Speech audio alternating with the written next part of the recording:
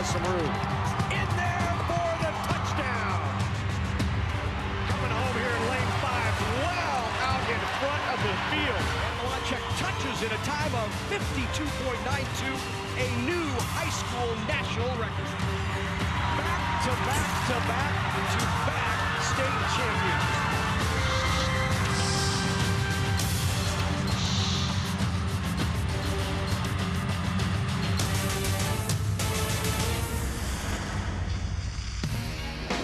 NET Sports, Nebraska's home for championship sports, is live from Morrison Stadium in Omaha, Nebraska for the 2017 NSAA Boys Soccer Championships. This evening in the Class B title game, it's South Sioux City and Elkhorn South.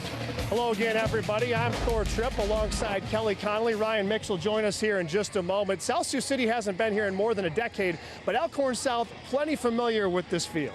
Elkhorn South, they're good defensively, they score a lot of goals, and they're just a solid team all around. They've only lost one game in 2 years. Now their leading scorer, Hunter Albers, 28 goals, 3 assists. He's phenomenal in the air. He got that game winner in the semifinals against Columbus. We're going to be seeing a lot of him in this match. A little vengeance on the mind for the Storm, who lost in the finals last year. On South Sioux City's sideline, though, plenty of leadership as well. Yeah, South Sioux City, they're a tough team. They play very physical. They've got a strong player in the middle, Armando Garcia Perez. He's got 17 goals and 10 assists. He's the man in the middle. He's got a big body. He can shield players off. It's going to be a fun match, Thor. These two teams have no history together. They've never played in boys soccer, so it's going to be interesting to see what happens. And these two teams from different parts of the state. Let's check out the map here across the state. About 100 miles away is South Sioux City from Morrison Stadium. Elkhorn South, of course, just about 20 minutes west of here, so not as far to drive for those guys. Let's take a look at the class bracket. These two teams making their way in different ways. South Sioux City with a 2-1 win over Ralston in the opening round matchup, and a win over Schuyler 1-0 in the semifinals. As for Elkhorn South, they knocked off Metro rival Gretna 3-2, and then Columbus 1-0 in their semifinal contest. The 2017 NSAA Boys Class B Championship is coming up next, right here from Morrison Stadium on NET Sports.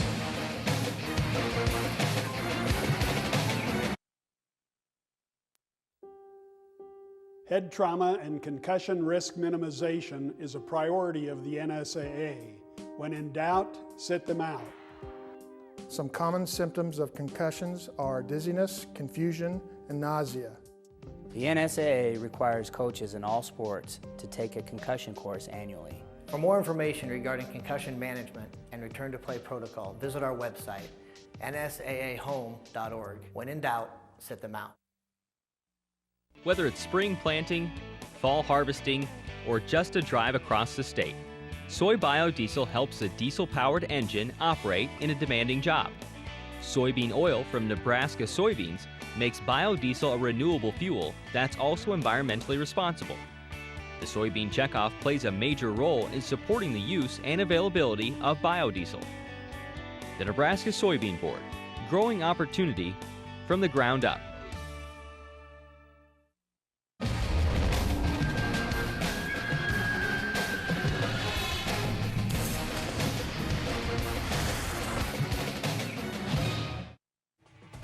NET Sports brings you all the action from the NSAA Girls State High School Soccer Championships, Tuesday, May 16th, live from Creighton University in Omaha. Class B begins at 5 p.m. Central, with Class A starting at 7:30 p.m. Central on NET. A live webcast will be available at our website or on the NET Nebraska app.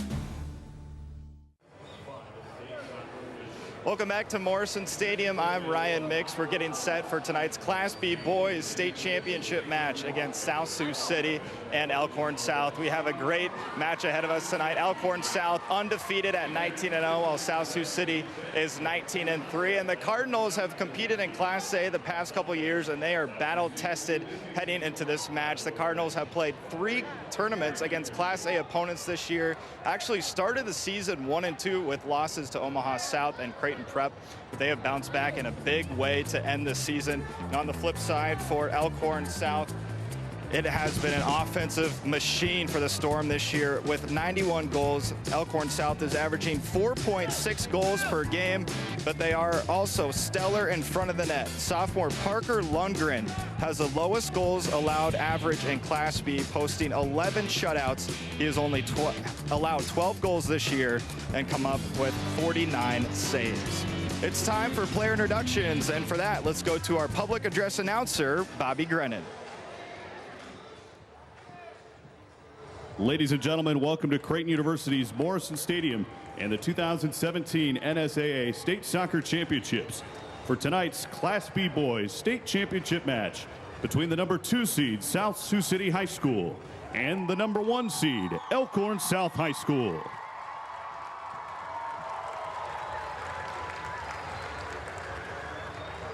We request that spectators not go onto the playing field at the conclusion of the game because of the possibility of injury to players and/or spectators. The Nebraska School Activities Association is not responsible for any injury caused by spectators rushing onto the playing field. In addition, we ask that fans do not climb on or lean over the concrete retaining walls that surround the playing field. Tonight, walking out with South Sioux City High School is the under-10 boys of the Omaha Nitro Football Club. And walking out with Elkhorn South High School this evening is the under-9 Boys Academy of the Gretna Soccer Club. Fans, it's now time for the introduction of our players and coaches.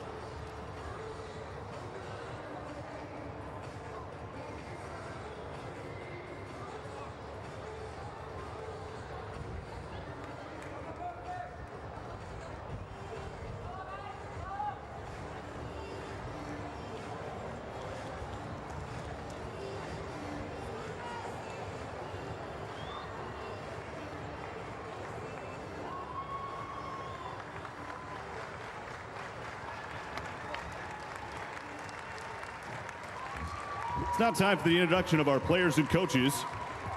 Here are the players for the visiting team, the number 2 seed South Sioux City Cardinals. Number 0, Jaime Godinez. Number 1, Hector Chavez. Number 2, Ernesto Cervantes. Number 3, Galdino Guzman. Number 4, Ethan Mosquitas. Number 5, Leonardo Davalos. Number 7, Brian Ariano. Number 8, Edwin Macias. Number 9, Miguel Curiel. Number 10, Armando Garcia Perez. Number 11, Lencho Abdurrahman. Number 12, Jorge Caldera. Number 13, Michael Virgin. Number 14, Basha Saeed. Number 15, Jesus Delgadillo. Number 16, Pablo Cisneros. Number 17, Miguel Marr. Number 18, Benjamin Plasencia. Number 19, Julio Garcia. Number 21, Samuel Camargo. Number 22, Jordi Mariscal. And number 23, Isaac Gonzalez. The head coach of South Sioux City, Jose Gonzalez. The assistants, Carlos Saenz, Manuel Tellez, Eric Galvan, and Aneli Laguna. And now the lineup for our home team, the number 1 seed Elkhorn South Storm. Number 0, Parker Lundgren. Number 00, Kieran Thompson. Number 2, Brett Graver. Number 3, Ryan Doyle. Number 5, Cade Miller. Number 6, Jackson Parks. Number 7, J.J. Long.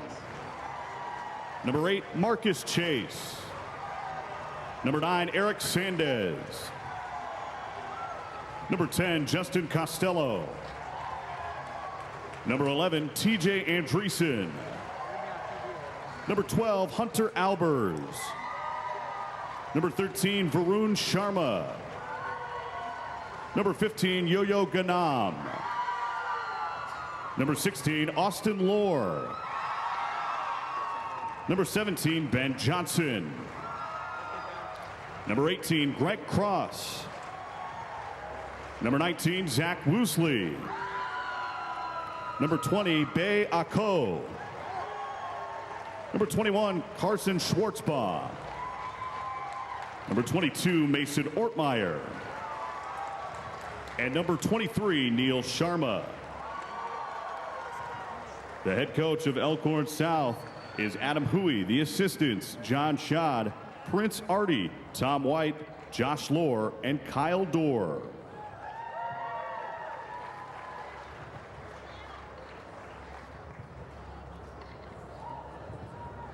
Fans, at this time, we ask you to please rise and remove your caps for the singing of our national anthem.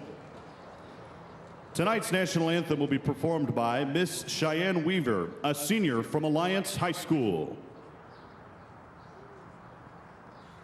Oh, say, can you see by the dawn's early light what so proudly we hailed at the twilight's last gleaming, whose broad stripes and bright stars through the perilous fight o'er the ramparts we watched were so gallantly streaming, and the rocket's red glare, the bombs bursting in air, gave proof through the night that our flag was still there. Oh, say does that star-spangled banner yet wave o'er the land of the free and the home of the brave?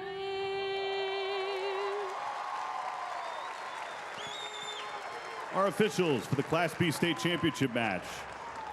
The head referee is Mark Remsa. The assistant referees, Rita Anwar and Bess Beloshi. The fourth official, Matt Malmstrom.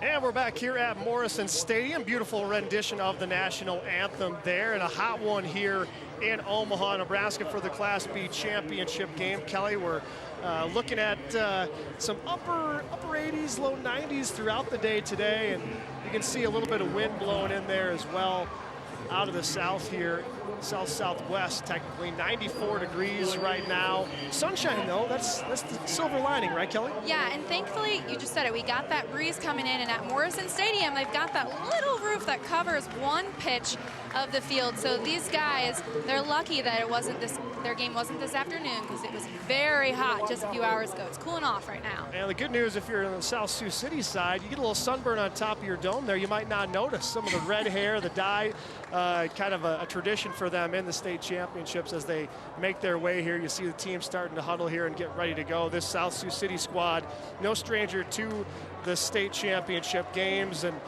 you start with their goalkeeper there. You see number 1 for South Sioux City on this roster. He's been great for them all season. Hector Chavez, 16 goals, 16 games in goal coming into this tournament, and he's been fantastic throughout, as you see 73 saves. 73 saves is a lot, and what they say about this squad is that they've been battle tested. So he's faced a lot of tough competition, and he's really proven himself, and it's going to be on display in this championship game.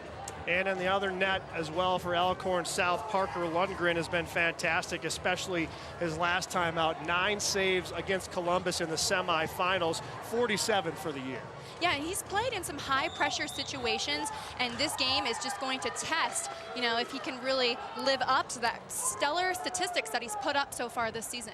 Now, this class of athletes for South Sioux City, not as familiar as previous classes have, but they've had, nonetheless, this program a lot of success at the state championships. They won it all for the last time back in 2013. They were also the state runner-up in 2012. So this class of athletes hasn't been to a state title game, but Elkhorn South on the other sideline, of course, losing last year in the final. So a shot of redemption for this Storm squad that's in the tournament for the 4th straight year. A lot of the players on Elkhorn South say they're trying to avenge themselves. They had a brutal loss last year in the finals. It was a last-minute goal, and you know that feeling of letting it go so far into the end of the game. You know that they're coming in this guns blazing, ready to get a state title, and it would be the first one in program history for Elkhorn South. An opportunity to make history as you see Elkhorn South controlling it there. Varun Sharma had it for a moment. Eric Sadness back to Sharma in the middle. And this Elkhorn South squad struggled a little bit with possession in the semifinal matchup against Columbus. The Discoverers out shooting the Storm handily in that matchup, but not as many good quality shots. And that's something that Elkhorn South looks to limit, is they don't care too much how many outside shots they give up, because they feel confident with Parker Lundgren in the net. But those quality chances are fewer and farther between, as you see Elkhorn South trying to find one for themselves. So here's Eric Sandness, takes it into the middle and looks to cross the field. So Sanders is a player that you want to keep your eye on. He really works it in the middle. He's going to have the ball 90% of the time. He's just a workhorse. He makes things happen, and he's going to have the ball at his foot, and he just dishes and distributes to the players around him. Biaku, as you saw there, one of those players. Here's head coach Adam Huey for Elkhorn South. He's been around this program for quite a long time now, and you saw some of these players have had him growing up and as middle school programs, and also on the varsity and high school level here. He's actually never had a season as a player or coach where he went undefeated. An opportunity to do that this year for the Storm. So Thor, just in a few short years, he's really taken the Elkhorn South program to another level. And they've made a name for themselves, that they're a hard competitor and they're a good team. They have brought a squad to state the past 3 years. Now you saw the wind playing a factor a little bit there. Biaku out there trying to track it down, but the wind blowing from right to left on your television screen right now, and these players will try and time it out a little bit, get a feel for how much that's going to impact this game here tonight. Deflection off of the Cardinals there, so we'll have a throw in for Elkhorn South. Ryan Doyle, the sophomore, on the toss into a coup. Doyle's a nice right back. He's very solid. He's a pacey player. He's been a nice addition. He's very athletic. A coup into the middle now for Sandus. To the corner, looking for Sharma, just outside of his reach, and once again, the Storm unable to connect there on a pass, but you see the aggressiveness and a little bit of assertive play from the Storm early in this contest. Yeah, just a few minutes in, we can see they're controlling the possession, and that's one of the things that we knew about this coming into the game, is that these are two possession teams, but specifically Elkhorn South, they're very technical, they're well coached, and that's attributes to Huey, who he's all about being good soccer, skillful players. And another one of those skilled players for the Cardinals right there, a little bit too far off the foot for Armando Garcia Perez, but we talked about him in the open. Here's a look at head coach Lupe Gonzalez for South Sioux City. He's had plenty of experience and having a lot of success here at Morrison Stadium. Yeah, you know, we were just talking before the game, and he was his mild demeanor, but you could tell he's got a lot of respect for his players, and he had just a really good rapport with them. And he said that, you know, he mentors these young men, and a lot of these guys, he named a handful of them, are going to go on to play at the next level and going to be able to continue the craft. And one thing about this team, you mentioned it in the open, and Ryan mentioned it as well early on, is that they're battle tested. The only Class B team they've lost to is Ralston, and they knocked them off as well earlier in this tournament. Garcia Perez now with a right and a left, and a little bit of a flop there as he tried to get a call, but knocked out of bounds there. The Storm will give up a corner kick opportunity here now to the Cards. Watch out for Saeed. He's got wheels. If you give him space, he's going to take it. There he goes, dishes it off, cuts it in. I mean, that is a real opportunity. He didn't get a shot off, but he got in the 18. That's what his job is. Corner kick now to the far post, headed out of the way by Sadness there, and controlled by South momentarily. Now back on the defensive side for the Cardinals as Biaku tries to deal with a handful of defenders there. Back out in front now as South Sioux City is on the charge. Cross into the middle now, nowhere to go. Drop it back to Brian Ariano.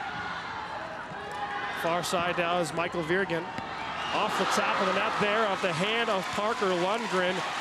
Not the highest degree of difficulty save, as he didn't have to move laterally for that one, but the pressure being put on here by South Sioux City early. Well, it was a great rip just outside the 18, and it's a good deflection by Lundgren, but I guarantee he's not happy about getting that action this early in the game. Yeah, Lundgren tested his last time out. It looks to be the same story here in this one. A little bit more of the wind playing into that one there, as well as Lundgren deflects it off of the corner, but Garcia Perez early showing off that versatility that's helped him lead this club in scoring for most of the year. Not at this point, Ariano has been the leading scorer, but Garcia Perez has done so much for this team. Absolutely, 17 goals, 10 assists. He dominates the midfield. He's a fun player to watch. Headed out of trouble momentarily there by Elkhorn South's TJ Andresen. Aku now tries to work his way around. Stolen away by the Cards. Nice play by Miguel Curiel. And a boot out of bounds, and it'll be a goal kick for Lundgren and the Storm. But once again, Armando Garcia Perez working it into the middle and trying to put pressure on the keeper, who has been solid for Elkhorn South all year. Well, you can see the Cards are getting comfortable, and they're really set in, and they're starting to play, and they're releasing some shots. You can see almost the confidence building as the minutes go on into the game. And Kelly, for your experience, you know, playing on this very field and in this stadium, how important are the first 10-15 minutes of a match just to try to feel each other out and get a sense for what you can take advantage of in the course of a night? It's crucial. You're almost playing cat mouse. No one really wants to pull the trigger just yet, but you can kind of, you felt that tendency, and they were being a little hesitant, but both teams have really set in, and there's something too about playing in Morrison. I mean, the field, it's just so wide, and right now Elkhorn South really stretching it. You know, the field's so big that you want to use that space, and that takes some getting used to in that first half. Eric Sandness, you'll see him all over this massive field here at Morrison Stadium. A good field there. Zach Woosley had it momentarily, but knocked out of his possession. Now back to Armando Garcia Perez. Up ahead, looking to stretch the field to his teammate, but just out of the reach of Basha Saeed.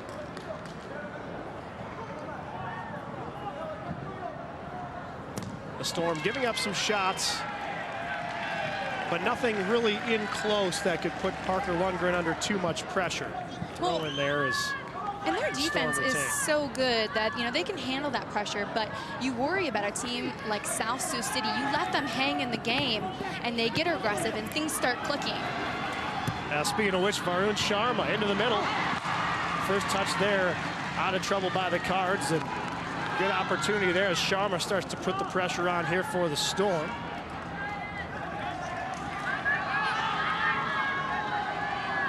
Cards working one-on-one. Good job of bracketing him on defense on that point. South Sioux City is a fun team to watch, the way they have some cheeky footwork that they can break out and they can kind of juke some players. Another opportunity into the middle here, headed away.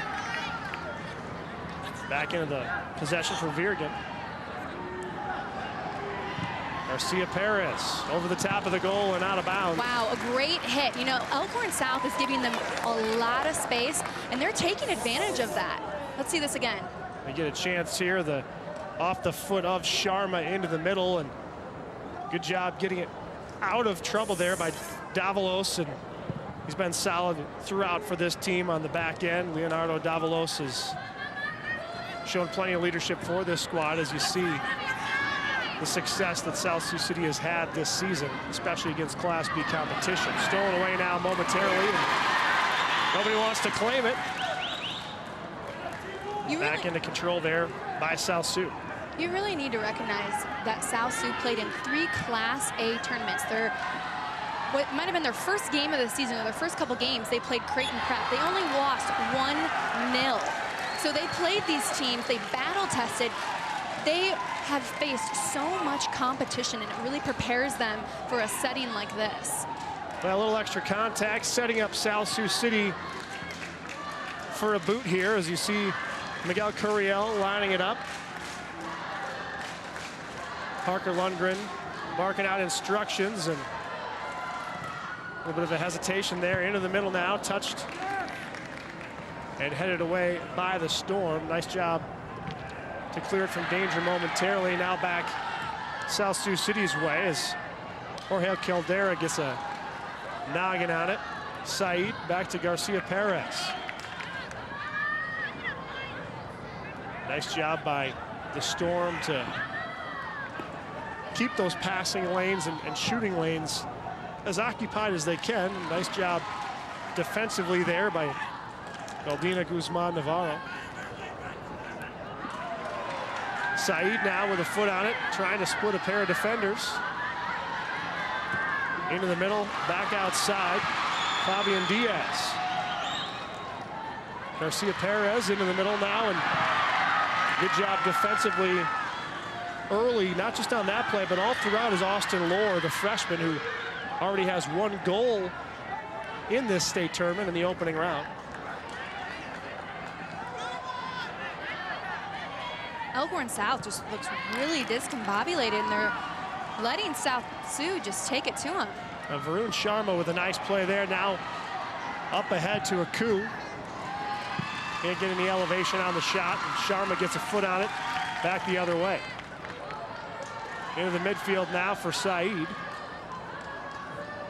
Really know where to go for it. And that's what they want to do, is try to get it off the foot of Said and Garcia Perez. Unfortunately, that one, if you're a Storm fan, going the wrong way. Nice job on the slide tackle there by Cade Miller. Oh, Said is just working it. I mean, every other touch, he's on it.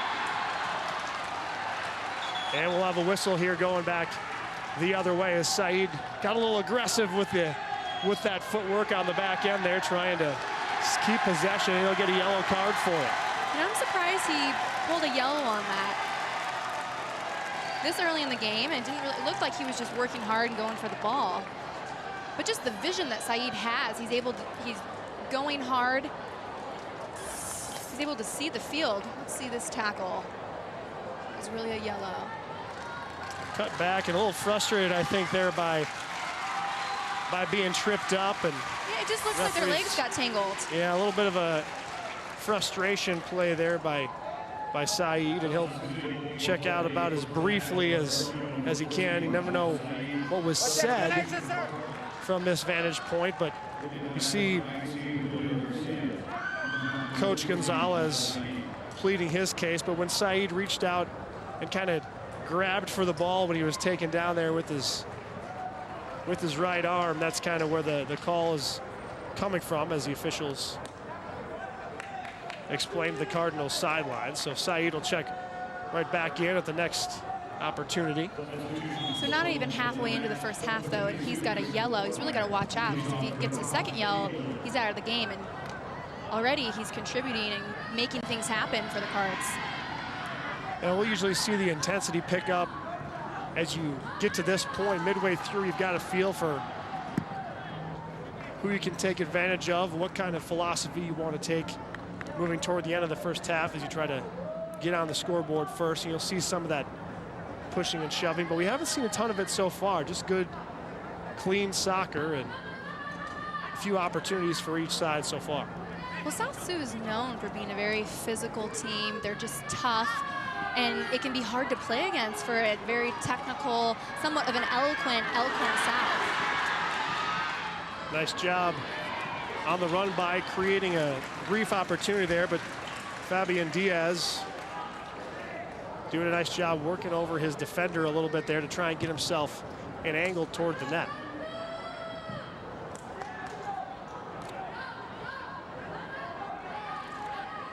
Mixed possession there off the 50-50 ball into the middle now as South Sioux works it back from Curiel to the side now, looking for Garcia Perez, taken away by Lohr. There's some of that physical play you talked about, Kelly, just moments ago. Diaz making his presence felt there against the freshman. Yeah, and after a while, that can kind of wear in you as you get into the wee minutes of a game. And they're starting it really early, kind of showing them that they've got a presence. Ariano now across to Guzman Navarro. Trying to chase down it there is Julio Garcia Guerra, but to no avail. Checking back in now is Saeed. It's only about a minute and a half off the clock there with Saeed on the sidelines, but with this kind of heat, 94 degrees as we mentioned, any breather for one of your star players is going to be important, and checking out is Julio Garcia Guerra. Well, and when you're playing on this turf field, I know from experience when I played at Creighton, it is hot. It's at least 5 to 10 degrees hotter than what it would be on grass. So you do, oh, good little attack here. Good opportunity by Garcia Perez once again, but cutting off that angle, this time a little bit high, and Lundgren lets it sail over the top of the net. But you see moving closer and closer now is Armando Garcia Perez as you take another look at it. Good stop, drops the left foot in and deflected there by the Storm. But his next opportunity here just a little bit over Parker Lundgren. The good thing about the Storm goalkeeper is that he's got a height advantage on a lot of people in his position. He does. And that's something that really has come into play so far with some of those taps over the top of the net. Absolutely. I mean, his hands are getting above the crossbar, and these shots that they're ripping, I mean, Garcia Perez has really come out just blazing behind the 18. I mean, that had to be a scouting tactic, is that they wanted to just rip shots right behind the 18. Yeah, moving in to the offensive end is Greg Cross, has it knocked back to midfield now as Yo-Yo Ghanem has it.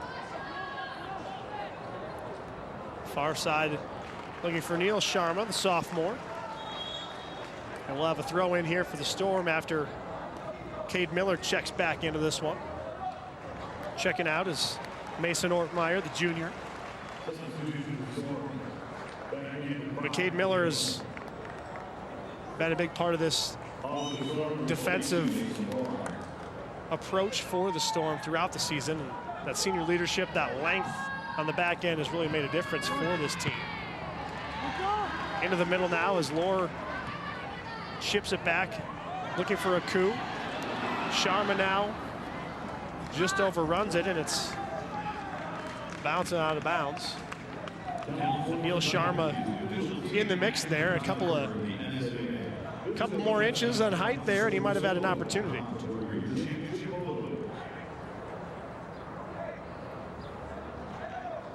Kick coming here for the Cards. Back across midfield. Getting ahead on it is Hunter Albers. Something he's done pretty often in his career. Yeah, 28 goals, 3 assists. He's really great in the air, but so far he's playing a little further back. He's usually on top and can be scrappy in that final third. I think that Elkhorn South is going to need a little bit more production out of him to get that offense going. And another opportunity now here for South Sioux City. Corner kick on coming. You see a little bit of a hitch in the giddy up there. Not what you like to see early on from Moosley. Across now toward the far post. Into the mix. Shot on goal, deflected away. And a good scoring opportunity missed there by the Cardinals. Now Curiel to the header, right into the clutches of Parker Lundgren. He looks mad. He's yelling at his team, get up. What placement there on the cross from Curiel. Getting ahead on it is the man who's led you in scoring all season, Brian Ariano, the senior, unable to put it away past Lundgren. Take another look at it here. You see the first touch deflected by Lundgren off to the side, and then That really got that play started. A little bit of a mismatch in the middle as Ariano finds it on the outside again, looking for Lundgren off the post and in. So after Lundgren makes a sensational save, Ariano beats him the second time around to give the Cardinals a 1-0 lead. Ariano had absolutely no angle on that shot, and he was so far to the right side of the field. But all those attacks, one after the other, beautiful service. He gets a touch on it, and then just one touch, and then he releases, just rips the shot near side. And he dips it down, as you see here. Look at the angle on this. Lundgren clearly thinks he's going to finish higher, but as it drops down short side under his arm, he's unable to react quite quick enough there, and really a perfectly placed shot by Ariano to give the Cards a 1-0 lead. And if anybody's going to do it for you, the senior for South Sioux City is a good bet. If South Sioux attacks like that, there's a goal for Sandness for the equalizer. What a beautiful response. Cross all the way across the field from Neil Sharma, and Eric Sandness, just seconds after falling behind 1-0, evens it up for Elkhorn South. Look at the cross here, Kelly. Gorgeous, all the way across the box, and gets a header on it. The first 5 minutes after a goal is scored is the most dangerous, and he just nails it. I mean, and that's a difficult ball to get a head on. He had to dive and throw himself at it. And just inches over the defender's head, who was trying to clear it out of the way for the Cards there. And Sandness, as he so often has been throughout his career, in the right place at the right time. And Coach Adam Huey very excited about his team's response early on there, and he has to come out of the game with the yellow. What a way to come back. I mean, we barely finished talking about the other goal. Yeah, a little excessive celebration there for Sandness, and he'll take a seat on the bench momentarily, but he'll happily trade off a yellow card for the equalizing goal. And Elkhorn South right back in it quickly. A little extra contact now. Both these teams, you can see the intensity right now following that second goal. Oh, it's heating up, and you can feel the crowd's energy also getting the guys going. Reaching the midpoint here in this first half, knotted up at 1 apiece. The first shot on goal for Elkhorn South goes in the net. Cards have had 7 shots, 3 saves by Lundgren, and 1 goal. Cade Miller there doing his part to try and keep the Cards away from possession, but it's out of bounds, and South Sioux will have another corner kick opportunity. The Storm has been outshot 7-1, but all it takes is 1 shot. Across the far post now into the foot of Saeed, who misses just long toward the far post. And it remains knotted up at 1 apiece. What an opportunity there. It looked like the opening pass went a little bit further than they wanted it to, but Saeed didn't think so. And he's still able to get a foot on it. I mean, that kid is in the right place at the right time. Another good opportunity here, a good placement, and Garcia Perez with it to the side, and we'll have a whistle for offsides on the Cards. But a tie game here at Morrison Stadium with just under 19 minutes remaining in this first half. Really a back and forth battle over the last few minutes, but early on Elkhorn South dominated possession, and since then South Sioux City has really controlled possession for a lot of this contest. Right back where we started after the first 2 goals. Aku looking for it. Curiel taps it back to his teammate. Up ahead and out of bounds off the foot of the Cardinals and Jorge Caldera, but so far an even contest. 1 apiece for South Sioux City and Elkhorn South, as you see both the goals here, Ariano and then Sandness to even it up at Morrison Stadium. NET salutes the Nebraska Sesquicentennial. Originally known as a bill to create the Nebraska and Kansas territories, the Nebraska-Kansas Act of 1854 was introduced to create the territories and open them up to settlement. Introduced by Illinois Senator Stephen A. Douglas as a means to ensure a northern transcontinental railroad route, it allowed people in the territories of Nebraska and Kansas to decide for themselves whether or not to allow slavery. Later, after several battles in the Kansas Territory over the abolition of slavery, deeming it Bloody Kansas, historians changed the name to the Kansas-Nebraska Act. The result of the aftermath was the establishment of the Republican Party and eventually, together with several incidents across the country, culminated in the Civil War. This Nebraska 150 moment is produced by NET with support from Humanities Nebraska.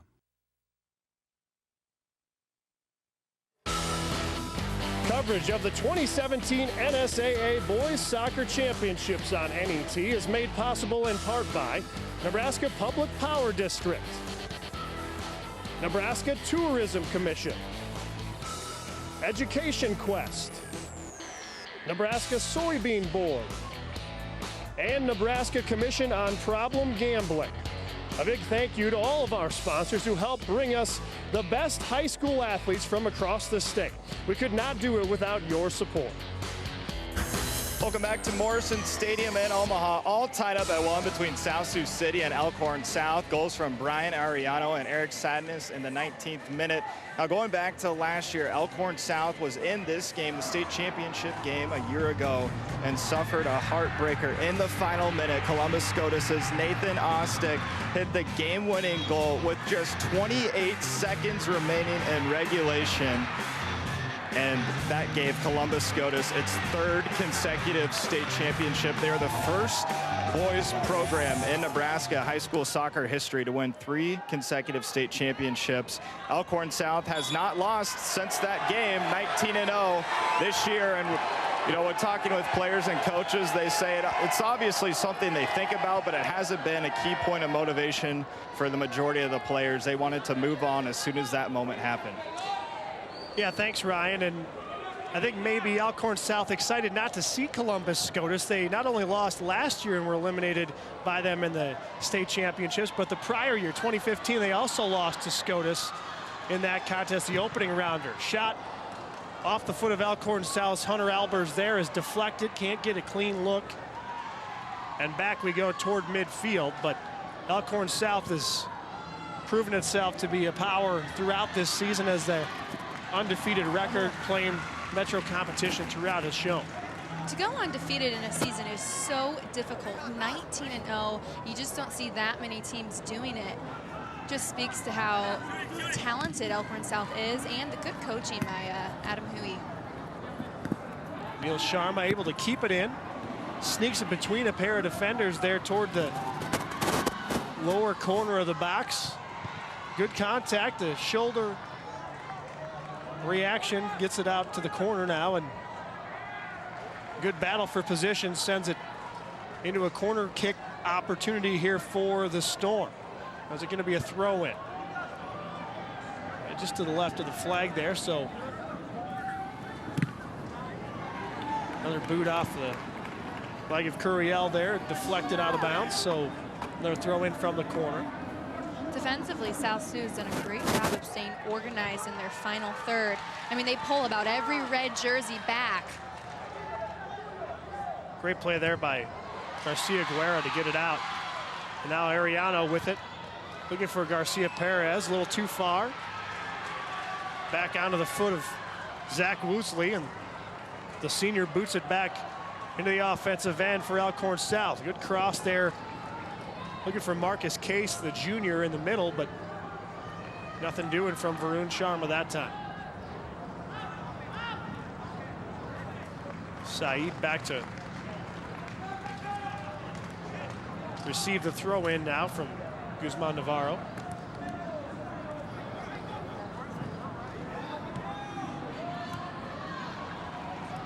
Back and forth mixed possession since that second goal here as we approach 15 minutes remaining in this first half. That's a great give and go. More sequences just like that where they find each other in the run-up play. That's where Elkhorn South is really successful. They'll have an opportunity for success here now as Sandness, who's found a little bit of that already in this contest, checks back in. Checking out is Yo-Yo Gano. I mean, does he have a little bit of swagger when he gets on the field? I think it's pretty clear through the camera and the yellow card he got after for celebrating. He's got some And he's confidence. feeling confident coming into this matchup.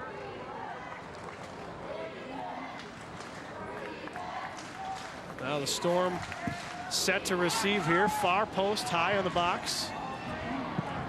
Headed out of play there, and another opportunity for the Storm from the other corner. Good placement on that cross from Varun Sharma. He'll trot across the field to do it again. Now Hunter Albers, his ammo is in the air, so a corner kick opportunity like this is the chance to kind of show what he's been doing all season long, attacking the ball out of the air. And Cade Miller, another guy for Elkhorn South with height in the middle. This one a little bit low, with Saeed able to get a head on it early. Keeping it in play now. Elkhorn South looking for space. Sandness finds it. Far corner, just wide of the net. No touch there, and we'll have a goal kick for Hector Chavez, but Sandness letting it go just wide here. That's a great rip, about 30 yards out. Just misses it. I mean, very close. Those are the type of chances that they need to take. And the boot out across midfield now for the Cards. First touch by Cade Miller, then Hunter Albers gets a head on it, up ahead to Marcus Case. Garcia Perez now settles it. Lohr tries to cut him off and overruns it a bit. Beautiful footwork by Perez. Mariano now taking his time, looking for position, but a nice job once again by Zach Woosley, who's been fantastic throughout this game in the one-on-one end of things. Now Sandness, the good ball up ahead to Marcus Case, into the corner now. Stops, knocks it out of bounds off the Cards defender, and we'll have another corner kick coming for the Storm. So one of the reasons why Elkhorn South is kind of having trouble running and gunning, so he slots this beautiful ball, just can't quite get a turn on it, but that's the type of balls that they need to play. But South Sioux keeps a sweeper and holds it back, so it's going to be really hard to beat South Sioux running and gunning because they're just going to have a player that's holding back in the 18. Yeah, Sandness now to enter it in here for the Storm. The wind dying down a little bit, but blowing into the goal here, so an opportunity to bend it in himself potentially. Far post headed out of bounds. Nothing doing there, but a good touch and a good chance there for Elkhorn South's Hunter Albers once again. The Storm have put the pressure on now from the corner. Now 3 opportunities here in the last 4 minutes. And some of that early pressure that we saw coming from Elkhorn South in this contest starting to show itself once again. You can see that they regrouped and they keep working that left side where they're really strong. They've got Sandez and they're just hitting the ball, trying to get him on a foot race because he's so good 1v1. Ariano with a good header there, looking for Saeed, and good job defensively there to keep possession away from the Cards just long enough for Parker Lundgren to get a hand on it and send it back the other way. Biaku whistled for a foul and will send it back the other way for the Cards.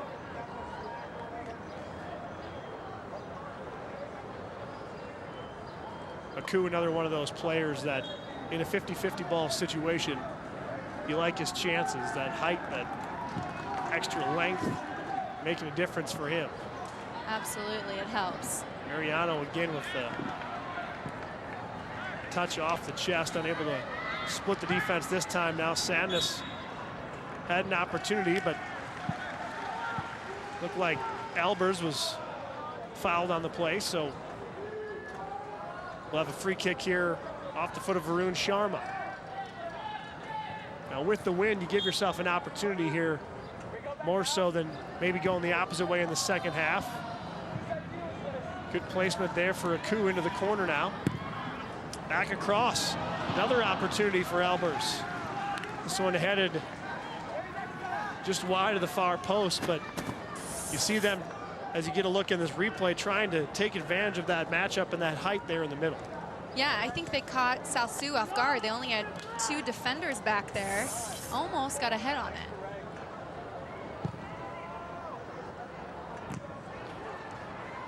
Well, back off the foot of Aku now and toward the corner. You see him kind of bracketed in there, but gets around the left edge, across into the middle. Nice job defensively of staying out of trouble there by Leonardo Davalos, who puts it off the back wall. But you see the lane here that Aku was trying to find with Sadness right behind him. A good opportunity there, but a nice job defensively by Davalos to keep it from happening.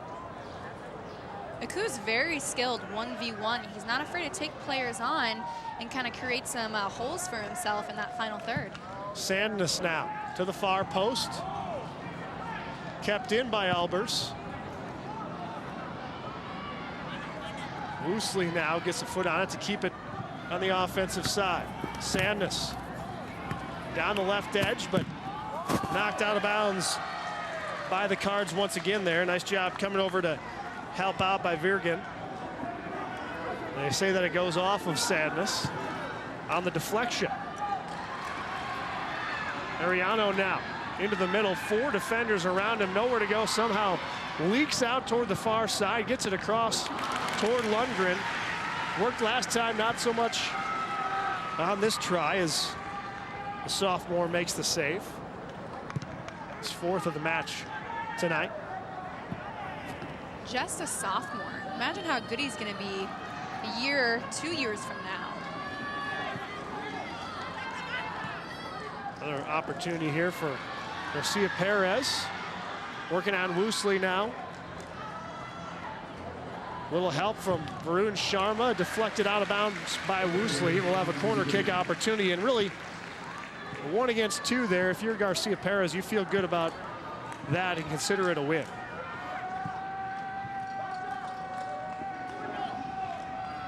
He's been solid throughout, making it happen for this Cards team. Another corner kick opportunity for South Sioux City. First touch headed back toward the corner now. Curiel and a whistle for offsides, but those corner kick opportunities, it seems like South Sioux City has gotten a touch on just about every one so far here tonight, and it's caused a little bit of a scramble that eventually ended up with their lone goal so far in this half. South Sioux is disruptive. They cause chaos in Elkhorn South's back third, and they've just done a great job. They're not much taller than Elkhorn South. They're just being aggressive, and they're getting that first touch. Yeah, whistle for contact once again initiated there. And they'll call it offsides there. Ariano is locking shoulders up there with Austin Lohr a little bit, but away from the ball, the whistle blows. Down to the middle now for Saeed across midfield. Good job of help defending once again there for Elkhorn South. Nice job by Ryan Doyle. Good ball from Sandness once again into the mix, looking for Sharma, but knocked out of bounds. Good play there by Guzman Navarro. Now checking in for Elkhorn South is Justin Costello, along with Yo-Yo Ghanem and Mason Ortmeyer. Checking out Austin Lohr, Zach Woosley, and Neil Sharma, number 23 right there. Corner opportunity now coming for Varun Sharma. See the lineup for the Storm here as they break and try to make something happen on the far post. Good touch from Elbers once again. Back into the field of play and finally settled and controlled by Cade Miller momentarily before it's taken away and sent the other way. A little bit of contact, but doesn't bother Michael Virgin, and a whistle now will get Miller and company back on defense for the Storm. And Virgin really quick with his feet, and Miller just couldn't quite cut it back the way he wanted to, and you see Virgin able to take advantage of it after that.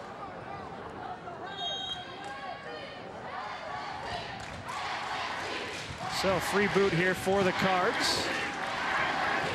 Almost into the box, but headed away by Albers. Sandness a little bit too far to control, and it comes back to the foot of his teammate. Now Ariano with it. He'll turn toward the right side, gets it off to his teammate Garcia Perez. Boots it out of bounds. Really nowhere to go for him on that opportunity, just kind of taking a shot in the dark there to spin one past the keeper. Yeah, just kind of mishit that, but we're under just 4.5 minutes to play. Now this is a really crucial time where you don't want to make any stupid mistakes. Both teams trying to tighten up their defense. You just don't want to get down going into half with only 4 minutes to go. Out of bounds. For the latest NSAA Soccer Championship updates, connect with us on Facebook and Twitter. Make sure to like NET Sports and Big Red Wrap-Up and join the conversation. Plenty to talk about in this contest. A 1-1 game so far, just under 4 minutes remaining until half. And Ariano, certainly the focus of plenty of conversation for the Storm. And you see why there. Great centering pass. And Virgin just misses it over the top of the goal. Here's another look at it. You see the placement off the right foot couldn't have been better, and Saeed just chips it over. Right where he needs to be. I'm sure he's killing himself for that one. Inside the 6 and hits it over. A good opportunity there to try and put South Sioux into the lead, but to no avail now as you see 10 shots taken by South Sioux City in this contest, 4 saves by Lundgren. And that's been the approach, and you saw the confidence from this team early on. You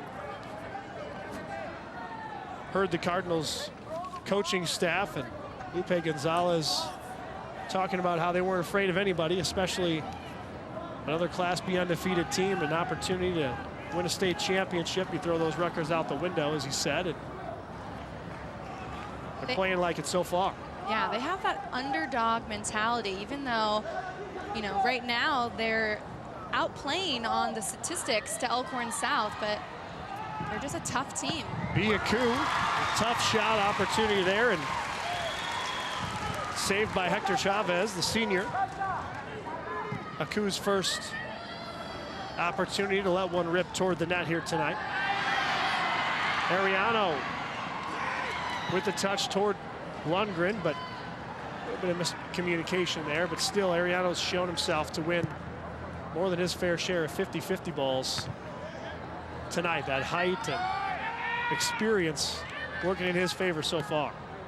I just think the level of intensity that the Cardinals have come out with, they're really outplaying Elkhorn South on 50-50 balls. I mean, you can just feel the energy that every ball they're going 110% after.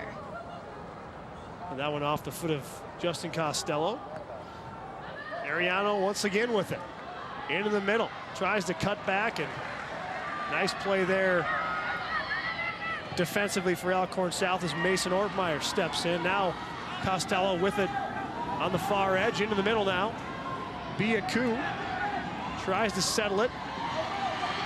Gets it on the right foot, spins between a pair of defenders, left leg deflected off of Chavez. And no whistle there, begging for it down low as Albers, as he thought he had a chance to put back that rebound. But nothing doing there as Elkhorn South comes up empty as we head into the last minute of this first half. That's a beautiful attack by Aku. I mean, he has had so many chances and opportunities. He's great at turning the ball. If there's anything they take in to the second half is you got to keep feeding him the ball, because he's beating that right back. He's gotten past him multiple times. Fresh legs of Costello once again putting the pressure on the Cards, and Here's a look at that last opportunity. A coup, as you mentioned, Kelly, getting around one defender and cutting right back across to give himself a clean shot on goal. And here's a look at the replay where Albers thought he was run into. I'm not sure he would have been able to get back and make contact with that ball anyway, but he certainly wanted a chance to do it. Sandus now has it taken away with just about 10 seconds left in the half, and that'll do it for us in this first half of play from Morrison Stadium. A 1-1 game between Elkhorn South and South Sioux City. Well-played contest on both sides. All kinds of good stuff to look forward to as we send it downstairs now to Ryan Mix. All right, Thor, Lupe Gonzalez, South Sioux City head coach. You guys were really putting the pressure on them. 10 shots on goal in the first half. Pretty pleased with the offense? So far we are. We're playing a good game. Hopefully here in the second half we can put another one away. As I can tell, it's going to be a close game, so we just got to stay focused. 22 shots on goal in the semifinal match against Schuyler. I mean, you guys are really relentless on the offensive side, but defensively, a nice save there by Chavez at the end. Chavez has been doing a good job for us all year long, and like I expressed before, before warm-up, we always look like 24 ravaging pit bulls just getting to get out of the gate. You unleash 11, and the other ones are waiting to go the same job. So far, I'm pleased. Played a good half. We'll see what happens in the second. All right, Coach, good luck in the second half. Thank you. And you hear it from their head coach right away, expecting a good opportunity to win a state championship in this second half. Parker Lundgren doing his part, but the same with Brian Ariano and Eric Sandness. And we're all knotted up at the break at Morrison Stadium.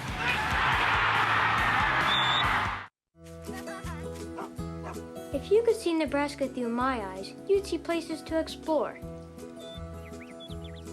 You'd see frogs and turtles, butterflies, birds, and bugs. And you might even see me.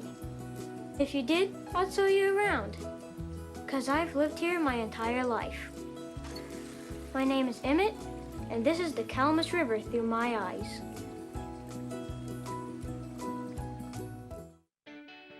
The Nebraska Chiropractic Physicians Association is pleased to sponsor the NSAA Academic All-State Award Program, recognizing students and athletes who shine in the classroom and on the field. This statewide program recognizes academic excellence, leadership, and athletic achievement in over 20 high school sports and activities. We honor these exceptional students and all of the teachers, coaches, and parents who have mentored them. Together, we can continue to make Nebraska a great place to live, learn, and play. So let's get this started. What's next? Anything goes. You're breaking all the rules. I'm crazy today. This was their grocery store. Right, this is the supermarket right here. Is it poisonous to eat? Say what? How did you come up with this idea? Today, of course, we do it for the taste. Ooh. Time to put a lid on it. Bon appetit and happy cooking. Next time on Backyard Farmer, we'll show you a fun project in downtown Lincoln. The young professionals of Lincoln recently installed ornamentals in public containers at Union Plaza, and we'll hear about what they planted and why horticulture can be a huge asset to our community. All that in your Gardening Questions Answered. Don't miss Backyard Farmer, Thursdays at 7 Central, 6 Mountain, right here on NET. Yeah, we're back here at Morrison Stadium, all knotted up at one apiece between South Sioux City and Elkhorn South. Players stretching out after a tough first half in the heat here at Morrison Stadium. Let's take a look at some highlights. Kelly, early on, lots of pressure put on by the Cardinals. Oh, they came out, they were aggressive. That first 10, 15 minutes, it was all Cardinals ripping shots on goal. I was surprised that a couple of them didn't go in. And you see here the result, what resulted in the first goal of this contest. Brian Ariano, great touch off the chest and dips it in underneath Parker Lundgren to make it 1-0 South Sioux City. But it didn't take long for Elkhorn South to find themselves an answer. No, it was just a matter of a minute, and slams it in the back of the goal. A beautiful header, great service to him, and then just gets it near side. There's nothing the goalie could do on that one. Eric Sandness trying to quiet the crowd. A good opportunity late for Elkhorn South as well. Biaku splits a pair of defenders and gets a shot on goal for a rebound opportunity. But that's where we ended up as Hector Chavez makes the save. South Sioux fired up, ready to go here as we'll be back with first half stats after the break at Morrison Stadium. Forecast, plenty of sunshine through today with seasonable temperatures. We should reach our normal high of 82 degrees by this afternoon. Clear skies tonight with a low near 70. Increasing cloudiness tomorrow, sticky and... Don't be in a hurry when it flurries. The roads are not fit to drive. Tires will slip and lose their grip. You'll be lucky to make it alive. Don't be in a hurry when it flurries. Best to leave home prepared. Look at all the snow and watch it blow. I wouldn't go out if you dared. Don't be in a hurry when it flurries. You should have checked 511. Look out now, here comes a plow. You're gonna be late anyhow. Don't be in a hurry when it flurries. It would be better not to go out alone. All of this ice is not so nice. Next time, better stay home. Keep connected to what's happening in your state government by visiting netnebraska.org/capital. Nebraska Capital Live brings you daily coverage of important decisions that are happening from the floor of the legislature, Nebraska's courts, legislative hearings, and from the governor's office. Wherever you go, you can always stay informed with Nebraska Capital Live at netnebraska.org/capital or on the free NET Nebraska app at netnebraska.org/apps. Your car has been with you a long time, through the months and years. Now it's time to let it go. Donate it. Support the programming you love. This week on the NET News discussion program, speaking of Nebraska, how human trafficking happens in Nebraska, and an update on the fight against it from those working with the state's trafficking task force. Plus, a look at what's happening in the legislature and state government, and a bit of Nebraska history. That's this week on NET's Speaking of Nebraska. Thursday night at 8 Central on NET Television and Friday night at 6:30 Central on NET Radio. Plenty of numbers to talk about after a good first half of action here in the Class B state championship game. You see South Sioux City Kelly with the advantage in shots. They've been peppering the net all afternoon. 10 shots compared to Elkhorn South, only 4. Now, South Sioux City, they were not afraid. They were ripping it right outside of the 18. Their offensive production was stellar. I mean, clearly their coach told them, don't give up any opportunities. If you have the ball, don't be selfish, just go after it. And you saw an advantage to nobody in corner kicks, 6 apiece. We'll see if one of these teams can break through and win its state championship coming up after the break. I just faked my age and put it with Grandma's gift card. When my dad and I play, we use his credit card. Now we use that number. Meet the first generation of online gamblers. Enough with the video games. Time to go outside and play. You can lose your money, ruin a good credit rating. Online gambling can be addictive. Gambling is illegal for children in every state. The Nebraska Gamblers Assistance Program pays for help. Don't be in a hurry when it flurries. The roads are not fit to drive. Tires will slip and lose their grip. You'll be lucky to make it alive. Don't be in a hurry when it flurries. Best to leave home prepared. Look at all the snow and watch it blow. I wouldn't go out if you dared. Don't be in a hurry when it flurries. You should have checked 511. Look out now, here comes a plow. You're gonna be late anyhow. Don't be in a hurry when it flurries. It would be better not to go out alone. All of this ice is not so nice. Next time, better stay home. PBS brings you a summer of adventure. We're taking you on the wildest, the most amazing. Look at this place. And the most exciting journey ever. The PBS Summer of Adventure. Coming in June to NET. From Omaha to Chimney Rock, Valentine to Beatrice, the NET member card is your key to savings and adventure. Use your member card at participating restaurants, wineries, and performing arts venues. When you travel throughout the state, you can also save on lodging and attractions. Explore all the benefits online, with the mobile app, or in the directory. The NET member card, a great return on your investment in NET. Thank you.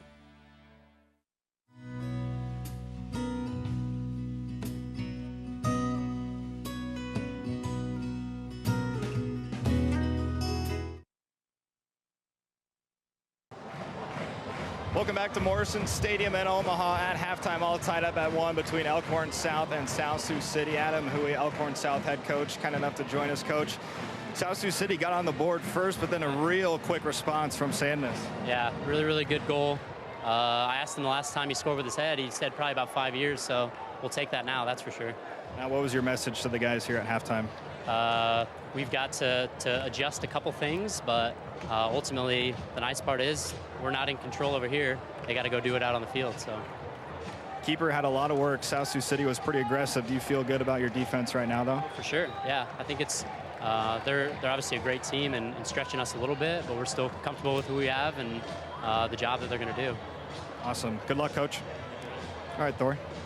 Yeah, Parker Lundgren, as you mentioned, Ryan, in that first half, 4 saves for him and lots of other good opportunities for South Sioux City, but defensively, TJ Andresen, as you saw right there, a big part of what Elkhorn South has been able to do in limiting great scoring chances. The chances that really have come about for South Sioux City have been in scramble situations where they haven't gotten a touch on a corner kick or simply by a great play by South Sioux City in the first half to get Brian Ariano another goal on this season.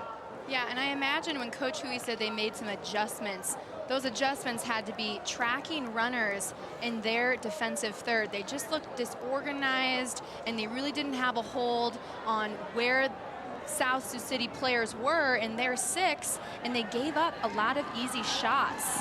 And nothing easy about that shot, but nothing easy about the save either there as Lundgren lets it roll out of bounds off the left leg of Miguel Curiel, the junior for the Cards. Here's another look at it as they continue to pepper that net, Kelly. They do such a good job that there's someone running side by side with them, but they're still able to get a decent shot off, almost on goal.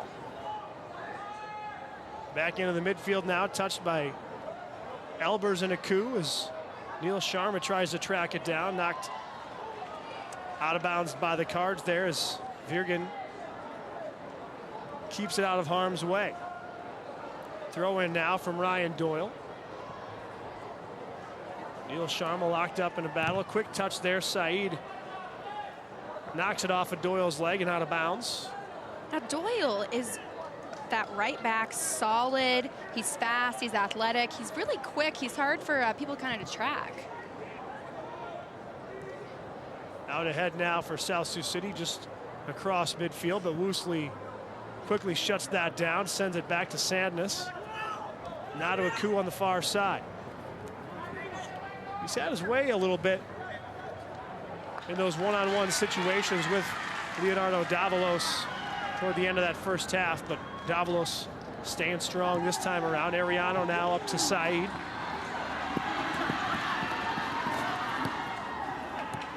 Numbers now, Saeed trying to work against them as Curiel can't keep it in on offense. Sandness now into the middle of the field, a little behind Albers, who backtracks it to Doyle.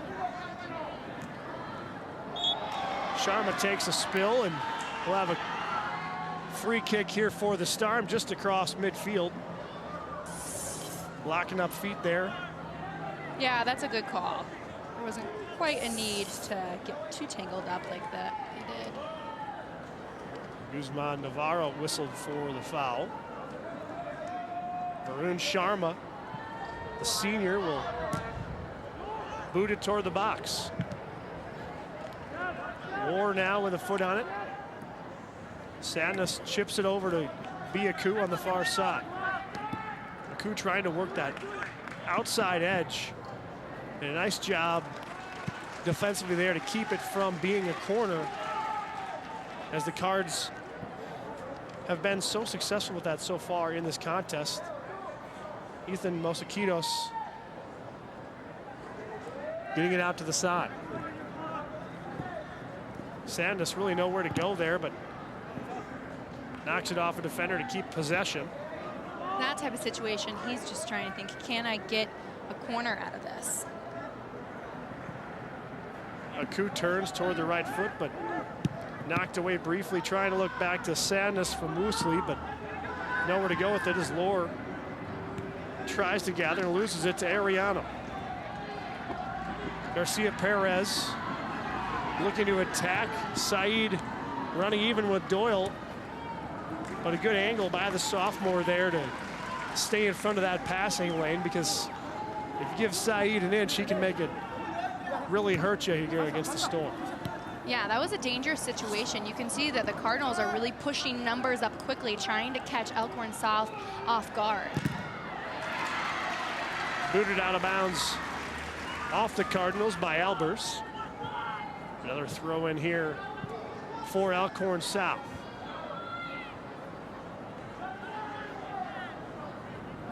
Both teams feeling it out again here a little bit in the first few minutes. Not too many good scoring opportunities from either side so far in the second half.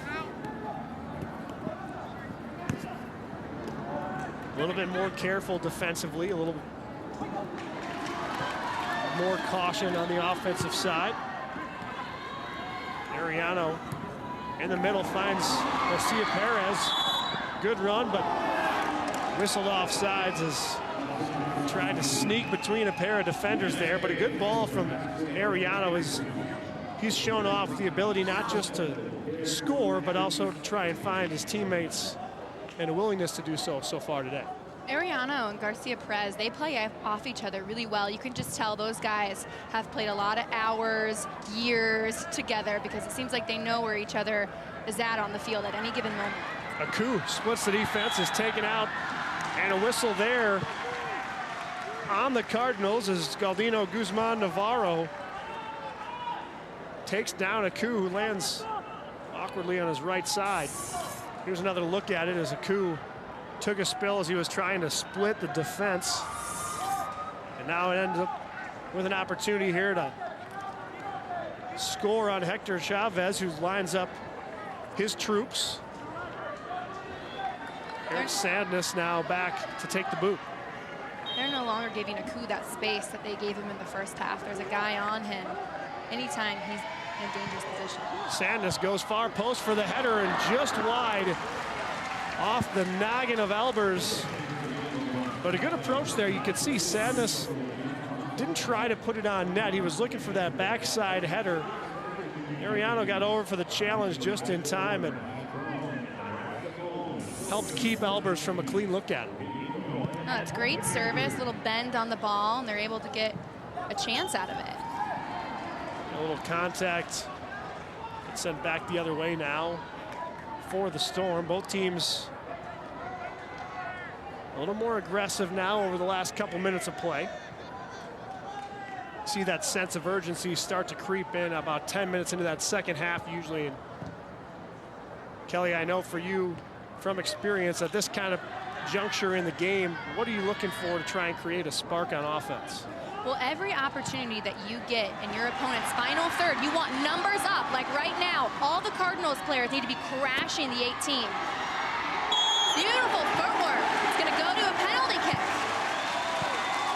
For Garcia Perez with an opportunity, putting the pressure on the defense, and whistled for the takedown there is TJ Andresen, the senior. We get another look at it here. A great ball up ahead to Armando, and a nice job taking away the angle on the cutback, but the grab, that's absolutely, and a little bit of a headlock right there at the end. That was the right call. If you take a player down in the box. And Ariano trying to take down Elkhorn South for the Class B title. 2-1 Cardinals after the goal on the PK. I mean, talk about pressure, and he's able to finish it in front of his home crowd. Here's another look at it. Lundgren saw him open up his hips momentarily, and in a situation like that, you're really in a tough spot if you're Lundgren. Well, yeah, you just guess because you have to go one way or the other, and it looked like he got off his line a little late. Ariano, plenty experienced, trying to beat keepers throughout his career. Now, the last time South Sioux City scored, Elkhorn South was able to catch him off guard and score again right away. Not so this time, as the Cards try to keep the pressure on offensively now to the far side. Cross into the box, Saeed. They track it down, gets a foot on it to Curiel. Nowhere to go with it in the middle. And a stoppage here as Woosley is down on the far side. Grabbing that left leg, knee area, maybe a cramp or maybe a little bit of a sprain there.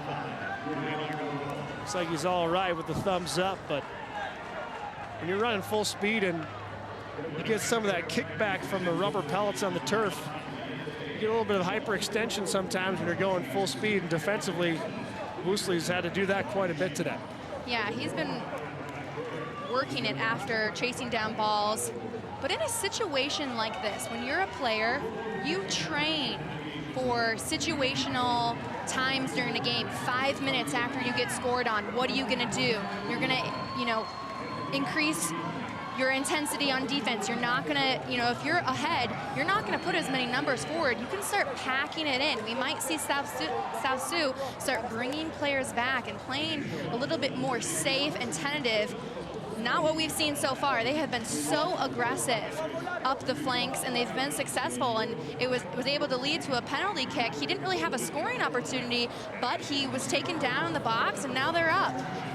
Yeah, in that opportunity, you're one-on-one, and really, when you look at the defensive side of it, Andresen didn't have, much that was going wrong for him here. As you get a look at the injury here, right there. Like he hyperextended it a little bit as he was trying to stay stride for stride. He's walking off under his own power right now, just a little bit of a limp, so he'll hopefully be able to re-enter this contest. But stoppage now, a chance for Elkhorn South to try and rally the troops a bit, compose themselves, and still plenty of soccer left, more than 32 minutes in this contest. A lot of soccer, so there's no need really for Elkhorn South to change their game plan at this point. They need to continue to get numbers up, high pressure South Sioux City if they want to get themselves back in this game. Mason Ortmeyer into the contest now. Number 22 there on the bottom right of your screen, the junior. Seen some action already today, so not coming in cold off the bench, but you never like to see one of your senior leaders on the back end like Zach Woosley dealing with injury. But that's where we are right now. Ryan? Yeah, Thor, Woosley just had a real tough situation this year. He sprained his ACL first week of practice. You saw the brace on his right knee. And this is a tremendous athlete. He was a starting defender for Elkhorn South and just earned his starting spot back recently. And an extremely smart kid, too. 35 on the ACT. He's going to Iowa State next year. And that ball nearly going in the back of the net again for the Cardinals. Knocked away by Lundgren off the first touch on the header.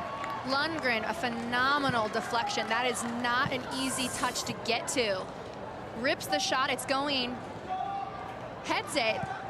It's almost upper 90, and he's just able to dab it over the crossbar. This one cleared out. Sadness controls.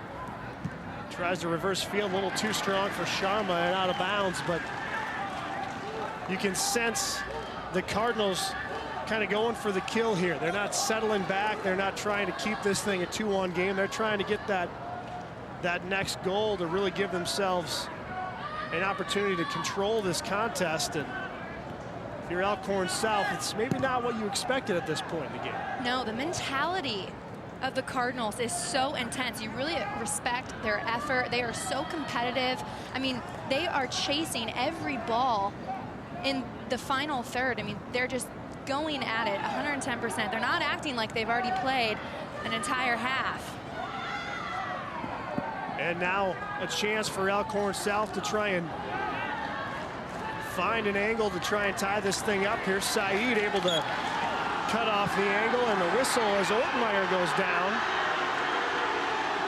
Maybe a little disagreement from the Cardinals side of things. It looked like Saeed slid in there and was able to cut off that angle cleanly, but a little bit of a shoulder into the head of Ortmeyer, and the whistle blows.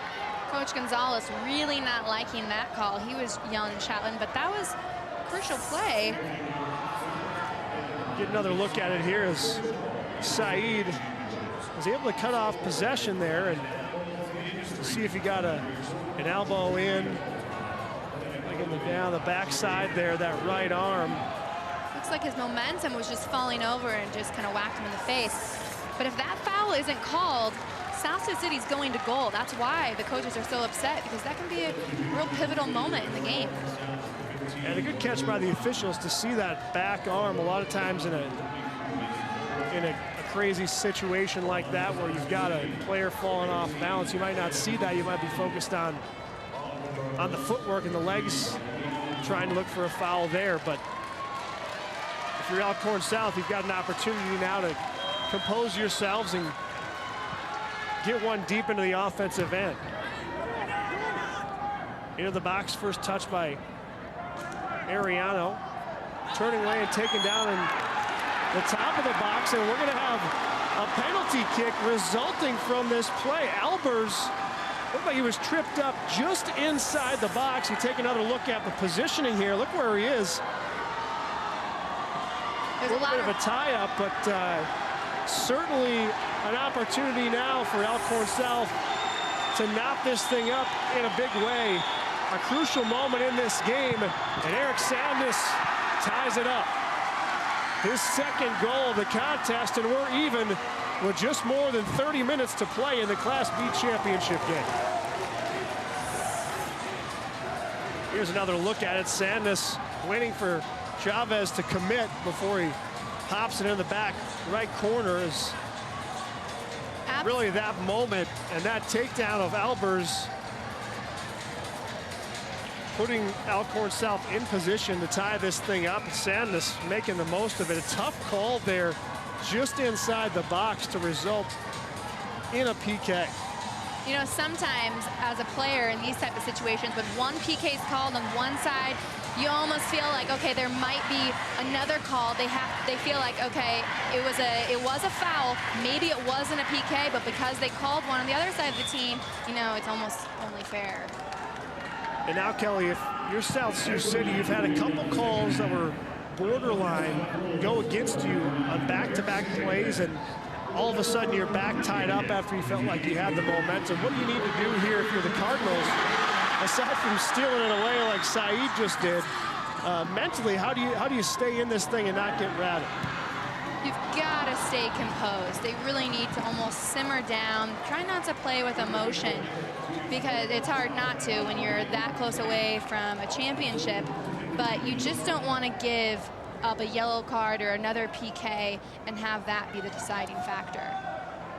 Armando Garcia Perez with a shot over the top of the net. Lundgren will send it back toward midfield here as just more than 10 minutes into this second half of play. First touch out, second touch to Cade Miller, and battle for possession here out toward midfield. Good luck out there to Marcus Cade. Case taken down. He's clutching that right ankle. A little bit of a tie up there on the footwork. He's down, hopefully for his sake, not a high ankle sprain where he's grabbing that right leg.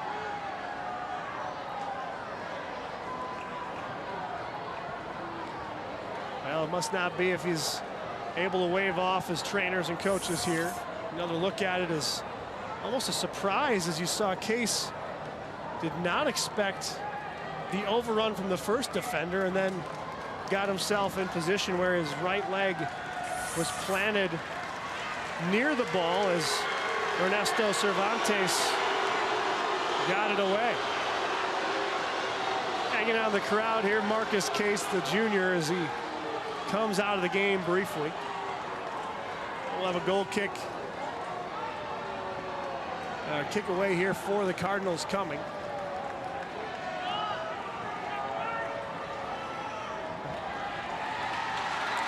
Ryan, you've got something down on the field for us here as a yellow card is issued to Marcus Case.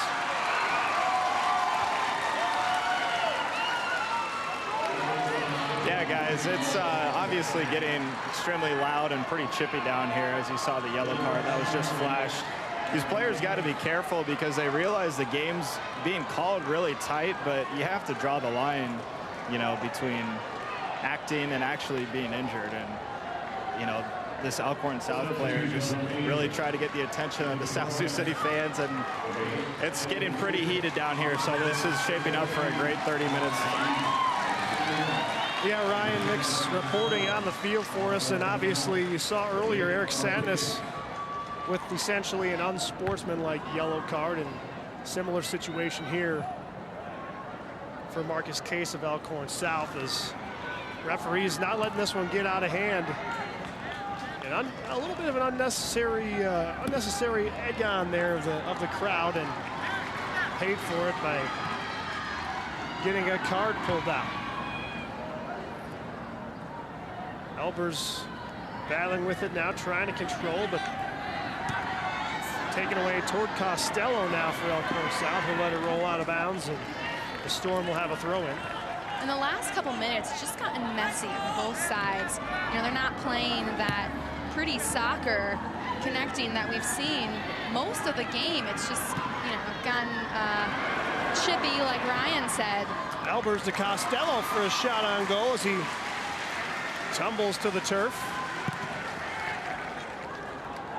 Costello, a three-sport athlete for the Storm. Not a huge contributor for the soccer team, but those fresh legs and athleticism coming from the basketball court as well as the football field, making a difference. 50-50 ball now as Lundgren battles for it and comes down with it. That's great decision making. He came off his line, gets his hands on it. He needs to go after those type of balls. Anything in his 18, that's his. He does a great job of owning it. Now up to be a coup as Elkhorn South tries to find some momentum. A little too much footwork there for a coup, who knocks it out of bounds. Well, you've seen him flash those moments of brilliance that have really helped Elkhorn South make the most of their limited opportunities they've had so far here tonight. And a whistle now as Elbers gets one in the left eye. The center ref is doing a great job of keeping this game under control. He's not afraid to blow his whistle, and he's getting up and close to all the guys, letting them know, hey, we're not going to tolerate this. We'll take another look at it here as Elbers looks like he, right there on the way down, that arm got him to poke him in the left eye, and he didn't want to come off the field. He was holding his eye, but he didn't go down. And the official is making him come off the field, and that's what Elbers was trying to plead his case for, was to stay on the field. But now you're forced to exit until your next re-entry opportunity. And in a matchup like this of two pretty evenly skilled teams, 2 minutes could be big at any moment. 50-50 ball knocked out of bounds, and it'll be a goal kick for the Storm. But you see that physical play and the nature of both of these teams, that intensity picking up. You see Biaku on the offensive side trying to back his way in, almost like a rebounder, looking for this goal kick, and both teams trying to find any edge that they can gather to get themselves an opportunity to win this matchup. Aku's has a man marked most of the game. I mean, that number 2 has stuck on him the entire first half. They're just not giving him that space that he had in the first half. A fortunate bounce there. It looked like it was going to be a corner kick opportunity for the Storm, but the ball deadened right at the boundary, and thankfully for the Cardinals, they're able to make the most of it here and take off into the offensive end. Another chance now for Brian Ariano. Back to the far side there. Doyle cuts it off, and a little extra contact will give the Cardinals an opportunity. You can watch NET sports coverage of the 2017 NSAA Soccer Championships on your smartphone or tablet. Take NET Sports on the go, anytime, anywhere. Just search for NET Nebraska in the App Store or download it for free at netnebraska.org/apps.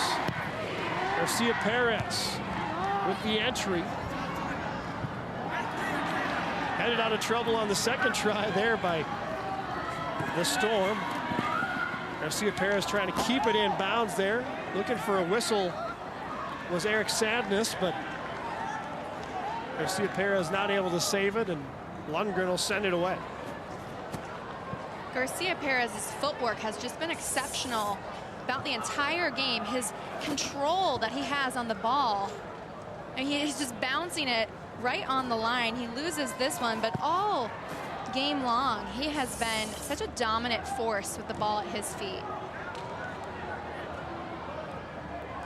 Intercepted now by the Cardinals, sending it back toward Garcia Perez. Nice play by Edwin Macias. Garcia Perez knocks it out of bounds off of Doyle.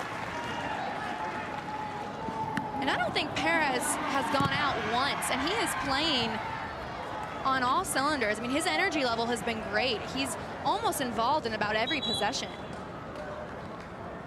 And another goal kick coming now. Substitution. Ortmeyer back in for the Storm after exiting with that minor injury earlier. Ryan Doyle coming out. So a breather for the sophomore on the back end. Costello looking for it, can't get a touch. Aku ends up with it on the right foot. Splits into the middle of the defense. Aku trying to go straight through the defender that time. Unable to do so, but you see that physical play starting to heat up. Knocked out of bounds by South Sioux City's Pablo Cisneros. And a throw in here now for Ortmeyer is checking back in as Albers. Costello checks out. On the South Sioux City side, coming in once again is Basha Saeed. Julio Garcia Guerra coming out. Ortmeyer on the throw in now towards Sandness. Taken away momentarily, a little shove by Sandness, and he's whistled for the foul as Garcia Perez looked like he had an edge there toward the ball. You see the extension right there. Sandness going back on defense now, a little disappointed in the call. Good strong boot into the top of the box now. In midair toward Saeed in the middle. And Lundgren able to chase it down just before Saeed was able to chase after it. But those are the scramble situations we saw in the first half, Kelly, that led to a goal early for South Sioux City. Yeah, a lot of times they're just in that final third, things get a little scrappy, and that Saeed, he really is a sneaky player. You don't know he's backdoor, and he just came onto the field. He's a little spark plug for South Sioux City. Throw in now to Cade Miller for Elkhorn South. Surveys the field. Passing lanes aggressively filled by the Cardinals throughout the game. Out of bounds off of Ortmeyer. A little bit of a miss hit there, looking up the field for Sandness. And we'll have a throw in for South Sioux City.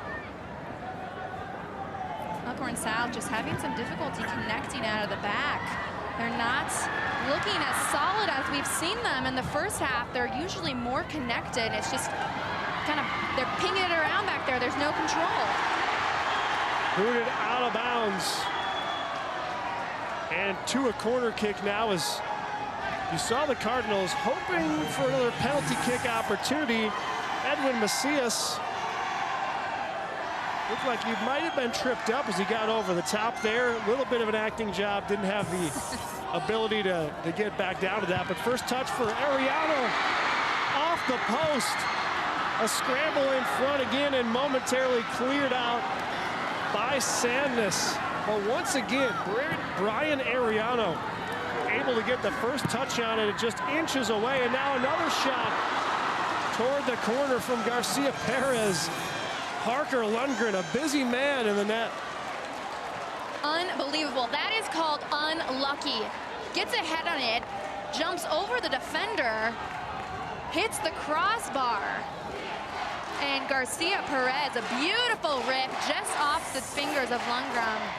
Yeah, Lundgren able to get a hand on that first header from Ariano, and this time doesn't have to touch as it sails back over the top of the net. But Lundgren has really been fantastic for this Storm team throughout the contest. 6 saves already for Lundgren, 2 of them on that last possession. And we've got just under 20 minutes to play in a 2-2 game. The Class B championship will be decided when we come back here on NET.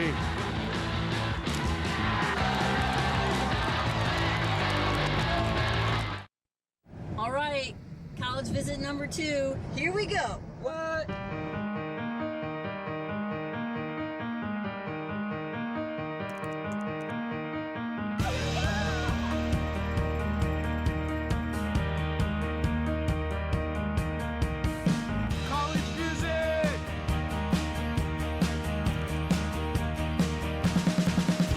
Learn more from Education Quest at govisitcollege.org. Participating in Nebraska high school activities has taught me about teamwork. I've learned how to lead among my peers. At my high school, I have set goals and I work hard to accomplish them. I like to run on my cross country team. It makes me feel good about myself. The Nebraska School Activities Association providing opportunities in 25 activities in our 303 high schools. NSAA activities, the other half of education. Welcome back to Morrison Stadium in Omaha. Getting a little bit more shade here in the stands. Now, guys, the South Sioux City players, a group of them, have been meeting with students at Cardinal Elementary every Friday, mentoring them, reading to them, and just really hanging out with them and being a good influence on some of these younger kids. Tammy Carson, a guidance counselor at the school, what's it meant for all these kids to see such great role models from these players out here? Oh, the impact that the soccer players have made to Cardinal is huge. The kids look up to them. They've learned hard work, respect. I mean, those boys come into our school and they look at the teacher in the eye and they shake their hand. They play with the kids. They tell them to keep working in school, even if it's hard, don't give up. I could go on and on about the impact that they've made. I mean, learning sometimes is hard, but you keep working because this is the payoff. And one of these students, Dayana Ariano, your brother has had a heck of a game, 2 goals scored this afternoon. From your perspective, obviously your brother's on the team, but being able to interact with the other players and senior classmates, get to hang out with them, how much of an impact does it mean for the other kids to be able to see them? Sometimes I feel nervous for him. I don't know why, but like he's in front of my form class, and I get nervous because they say my name a lot, just because like it's my brother. Like he knows me the best in the class. For all your other friends and classmates, is it a pretty big deal to have the boys come to the school every Friday? Yeah. Awesome. Well, Thor and Kelly, obviously the South Sioux City players, you can tell in the stands, they have a tremendous impact on this community, a huge rallying cry as this soccer team. So it's pretty neat to see them give back to the community on their own time. Yeah, thanks, Ryan. You get a look at the fans in attendance for this contest, this Class B title game, a good showing. And the South Sioux City faithful, well represented, enjoying that shade that's starting to dominate the stadium here. Ryan Ariano there trying to make his sister proud. Nice little pass over to Saeed. A little give and go, but Cade Miller in the way of everybody. Ariano toward the middle, over the top of the defense. This one just over the top of the net. Another good opportunity by Edwin Macias. He's been active over the last 5 minutes. He has. Beautiful footwork by Ariano. Gets the cross off, and then he just got a little too excited. Sends it soaring. That first touch now from Albers to Sandness, who tries to cross back through the teeth of the D. ahead. Garcia Perez wasn't ready for the run. So we'll have a goal kick here from Parker Lundgren. Coming into this game, Elkhorn South was #1 seed, South Sioux City #2, underdog. But that really isn't representative of how this game has gone. I mean, South Sioux City, they've dominated, they've outpossessed. I mean, it feels like they have had more confidence and have been in their groove more of the game than Elkhorn South. Curiel now to Macias once again. Sends it toward the goal, looking for Saeed. Good job there by the freshman Austin Lohr to keep it out of trouble there momentarily. Now back to Ariano. A nice job there to keep position and get the throw in there by the senior. Good toss to Saeed in the box. Garcia Perez with it. Booted out of trouble momentarily. Now back out on top and right into the clutches of Parker Lundgren. Nice job by Michael Virgen to get the shot off, but not much fooling the sophomore keeper for the Storm today.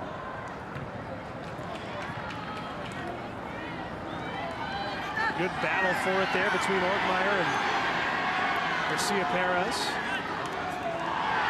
Shoulder thrown in there by Albers. A little talk and a yellow card coming out as on the other side it's Virgen drawing the yellow, and you saw both of them tumbling to the turf there. Virgen a little surprised that it was called on him, but you take another look at it and make your own decisions. Grab on both sides and a little bit of a takedown there. Yeah, you can come up from behind a player, put your arms on him.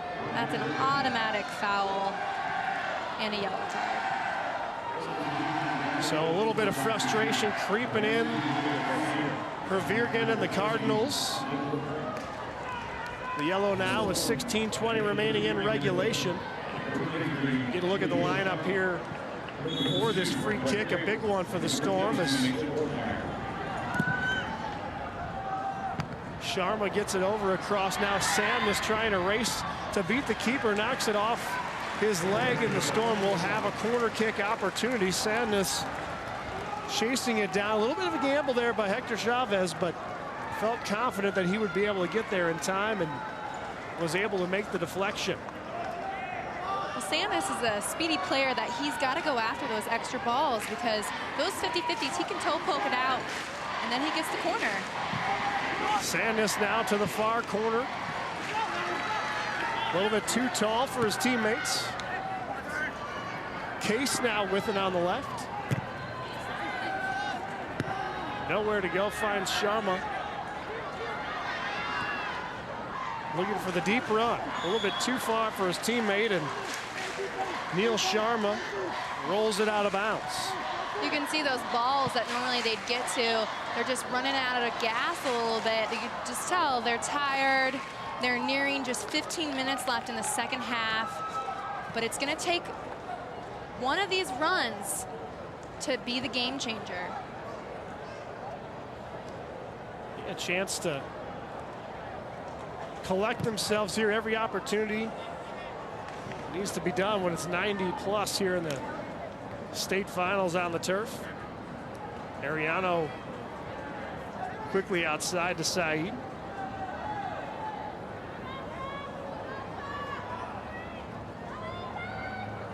Saeed into the middle now. A little bit of watching by the Storm as Saeed weaves his way through. Shot opportunity there for the Cards is deflected. It's just really surprising why Elkhorn South is sitting back. It's very unusual for what they have played in regular season, even in the game the first half. They're being very passive on defense, and they let Saeed just split their back line like it was nothing. If you'd like a DVD of today's game from the NSAA Soccer Championships, just call 1-800-868-1868 for $19.95 and shipping and handling. You can relive all the excitement this year's championship for years to come. Plenty to relive about this matchup so far tonight. But Kelly, as you move toward the latter stages of regulation here, what do you see as a key for each of these teams to try and come away with a win? Well, Elkhorn South, I think they just got to elevate their energy, play to their strengths. They're just not playing as connected and possessing the ball, like just that giveaway right there. Hold on to it a little bit. Garcia Perez will try to do just that. He tries to weave his way toward the boundary and knocks it out of bounds off of Andresen. So we'll have another corner kick chance here. The 10th of this matchup for South Sioux City. So lots of action between these two teams. 18 corner kicks now in this game. This one a little bit long to the far post. Ariano gets ahead on it. A scramble in the middle. Saeed comes away with it just on top of the box, but Sandus tries to send it back the other way. A lot of contact, and it'll be Storm with the throw in here. Sandus is such a quick player. I'd like to see him just go at space, get into the attacking third, and he's kind of, you know, worrying a little bit too much about the calls and the physicality of this game, rather than just be the player that he is and get the ball and go with speed. Sandus takes a shot to the eye there on that 50-50 ball. We'll have a stoppage in play as he goes down right here on the near sideline. And couldn't tell if it was a shoulder or an elbow, but you could hear the crack from up here. And South Sioux City faithful not so sure the contact was made. You see it right there. The cheek coming in on Sandus there as Edwin Macias got into him just a little bit, and he's down. It looks on like this turf. They might have knocked heads. Of course, you always worry about a concussion in this situation. Certainly not intentional by Macias as he was going for possession there for the Cardinals, but doctors always as careful as they can be in these situations. Sandus gets up for it. Right there. Just knocked heads. I mean, that is so painful. And he really didn't know which direction he was facing. He probably went full force. It's good to see him get up. And the frustrating part for Sandus as he walks off the sideline now is he was in position for that ball. And Macias came in aggressively from the back to try and force a misplay, which you have to do against Sandus because he's shown so much ability to control the ball throughout his career and especially in this tournament. But a result here. The ref thought it was 50-50, so he's going to do a drop ball. And he drops it, and Garcia Perez wins it. Look at that move! Into the middle. Shot opportunity, and a little bit of a challenge there by Andresen is all that kept Garcia Perez from having a chance to put his Cardinals in front. His footwork is absolutely exceptional. I mean, he's just, it's amazing to watch him with the ball. I mean, they said he was going to be a fun player to watch, but he can just, you know, split players. And you've seen that ability from South Sioux City throughout the contest in this tournament. Some playmakers one-on-one that can really make a difference in a close game like this. Now back to Curiel in the middle, trying to squeeze it in there. Good deflection as he had a nice run from Ethan Mosakitas. Just enough of a tap there by Sharma. Here's a look at beautiful cutback. Back little Madonna and then splits two defenders. He just lost a little bit of control of it, but impressive. Ariano made a good impression on just about everyone in the stadium with 2 goals so far today, but unable to make anything happen on the cross. Doyle down with it, pushes upfield. Nowhere to go with it. You see the numbers packed in on defense by the Cards. And Saeed will push it up the field on the other side.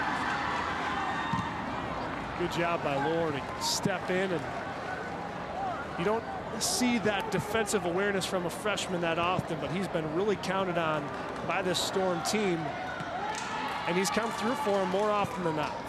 Oh, he has. He's stood out on the field in a number of ways for his offensive efforts, his defensive efforts, and the whole team as a whole. They are so athletic, and they're very fit. Just at their fitness level, Coach Gonzalez said that they practice 6 days a week. They'd practice 7 if they could, but they can't for rules. A little aggressive play there once again. As you see, Macias send another player to the turf. Varun Sharma now into the middle. Good center, but a better header to get it out of the way. Basha Saeed now on the far side, looking for numbers in the middle. Deflected and knocked out of possession there just inside the box. Mariano regathers, trying to spin toward the boundary. Knocks it off of Doyle and out of bounds. Substitutions on both sides now. Justin Costello coming in for Elkhorn South. Michael Virgin coming in for South Sioux City. We'll send it down to Ryan. Hey guys, just a quick update on Eric Sandness. It was a head-to-head collision, and he's not really doing so great right now. I would say he's questionable to return, and that could be a huge impact if this game were to go to a shootout. Elkhorn South's second leading scorer possibly could be unavailable for that, so stand by on that. And you've seen Sandness already put one in the back of the net with his foot on a PK earlier in this game. 2 goals for him overall in this contest, and never something you want to see injury affecting the outcome of a game, but we'll find out if it gets to that point here, if about 8:20 to go in this game. Marcus Case on the throw in for the Storm. Costello back in with those fresh legs once again for Elkhorn South.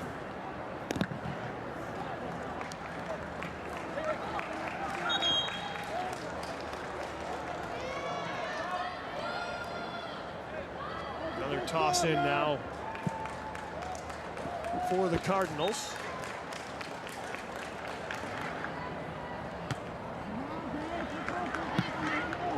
Well, you see the urgency from South Sioux City on offense. You haven't seen that as much from the Storm offensively, but part of that, you certainly know about all the weapons that the Cardinals have to offer. Trying to put yourself in a position to succeed and take a chance. And they've had success by being able to just run out 1 or 2 attackers and make a play. They just haven't gotten enough numbers up to really make a difference, and they look gassed at this point. They need to pick up their energy a little bit, but understandably so. The last 7 minutes of the game, their legs have got to be dead, but can they just give a little bit more? Touch cleared out toward Armando Garcia Perez. Gets a touch on it briefly before Doyle gets it across midfield for the Storm. Mariano steals it, keeps it in bounds. Tries to beat Doyle down the sidelines. Nice job with the back foot pass to Garcia Perez. Looking for room to operate. Loses his footing briefly. Knocked out of bounds. And we'll have a goal kick for Elkhorn South. But you see the pressure that Garcia Perez has put on this defensive lineup throughout the night. And another close call here, deep in enemy territory.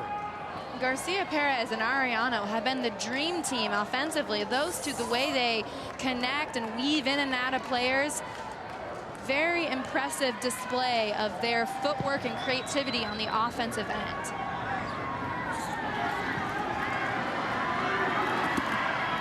Ball booted off of Doyle here. Back up into the midfield. Case can't control it. Coming out with his Curiel up ahead, trying to force it to Garcia Perez, but the deflection now back to his teammate. Garcia Perez and the Cards whistled for offsides, but again, that offensive pressure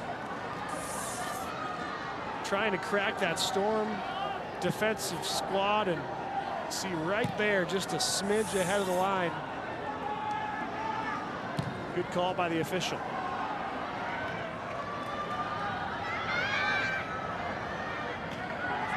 In the middle now, Elbers trying to find room to operate, but there hasn't been much of it for Elkhorn South in this second half. Well, one of the things that Coach Gonzalez said that he wanted his team to do was to stay organized. And defensively, it's been really difficult for Elkhorn South to break down their defense because they had their spacing has been good, their communication, their covering and balancing for each other. Yeah, situation like you just saw right there is where you miss Eric Sandus in the middle, trying to help control that and facilitate the offense for the Storm with him on the bench.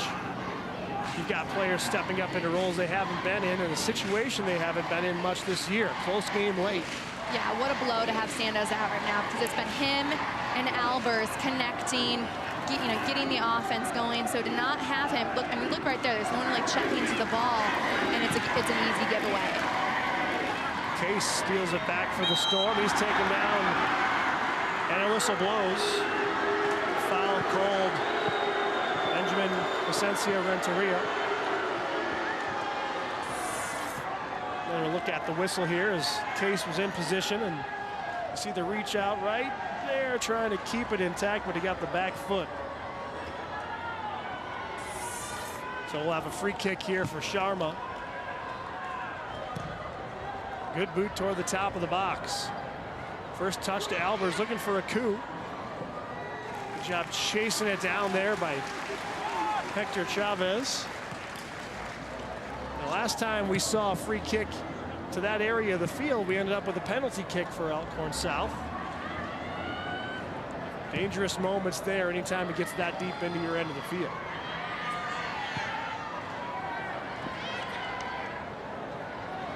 Case now with open space, looking for a coup on the side. Just look how tight Two is up against Aku's back. I mean, he really has no room to turn and go at players 1v1, which is what he does best. So they've just, Elkhorn South has got to get more jerseys up. Checking in now, Elkhorn South's Ryan Schmidt. Wardmeyer also back in for the Storm with the ball now.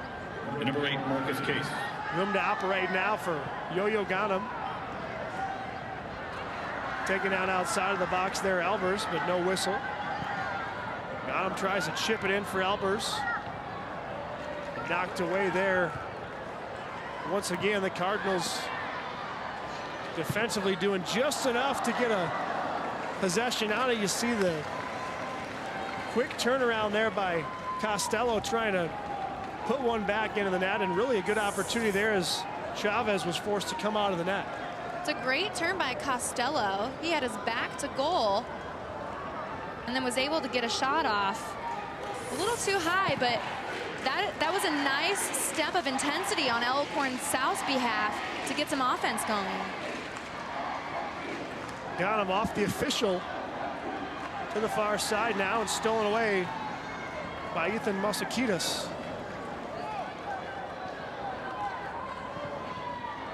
Throw in by Saeed now. Gathers it himself. Trying to get to the outside edge. Knocked away. And out of bounds now by Yo-Yo Ghanem. And we'll have yet another corner kick here for the Cardinals with just over 1 minute remaining in regulation.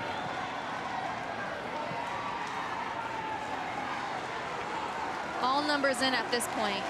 Get as many red jerseys in the box as you can. El Curiel toward the center. Garcia Perez tries to control it. Throws down the defender, and the whistle blows. TJ Andresen has been a pest to Garcia Perez throughout the contest. You see some of that frustration stride for stride there. A little shove A little more contact in the middle of the field now this time as the whistle blows and the yellow card comes out to Albers. This one in a scoring area for South Sioux City with just 36.1 ticks left in regulation. Miguel Curiel briefly down on the turf, but Albers will check himself out. Yellow card coming back out here. This officiating crew has handed out a handful so far tonight.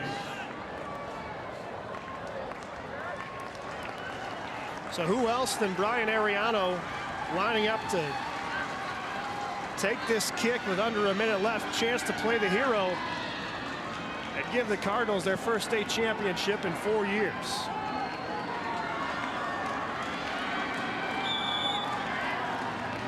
Wall is lined up. Going upper 90 on the right side, but a little bit off. Parker Lundgren doesn't have to make the save. Yeah, I'm sure he's happy about that. He's had enough action so far. But it's a great hit from about 30 yards out from Ariano. Back and forth contest here. Now Costello trying to run it down. Look at the speed. Knocked out of bounds, and a little chatter between rivals here with about 7 seconds left in this first half. The throw in, nothing doing as it's headed out of bounds, and we'll head to overtime here at Morrison Stadium. Tied up 2-2, a goal apiece for each squad in each half. And we're headed to extra minutes here. You see a little bit of action from both sides and a little bit more to come right here in the Class B championship game in Omaha.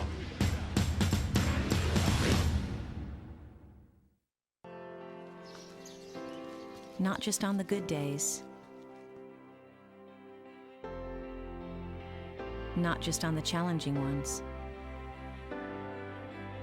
Not just during business hours. Or when relaxing. But always. For the past 125 years, Farmers Mutual of Nebraska, always alongside you.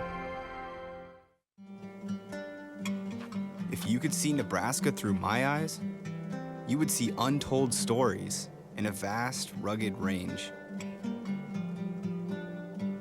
You would see a place of raw nature, filled with color and texture, a world of natural ruins.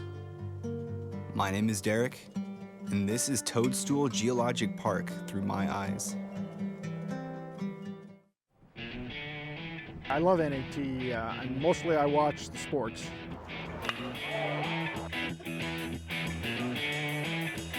I love the high school championships, you know, football, soccer, basketball. I love the baseball games. The thing about NAT is that they cover a lot more than just sports. Obviously, that's the #1 thing that people probably think of and go to for NAT. But there's a lot of community outreach stuff that you guys do. Have any of you been in one of our stories? You have. So you're not damaged by the experience. You're here. And being able to spread the word on some really deserving people in areas that otherwise kind of go unnoticed. No matter who you are or what you love, NET has something for you, and your support makes it all possible. Thank you.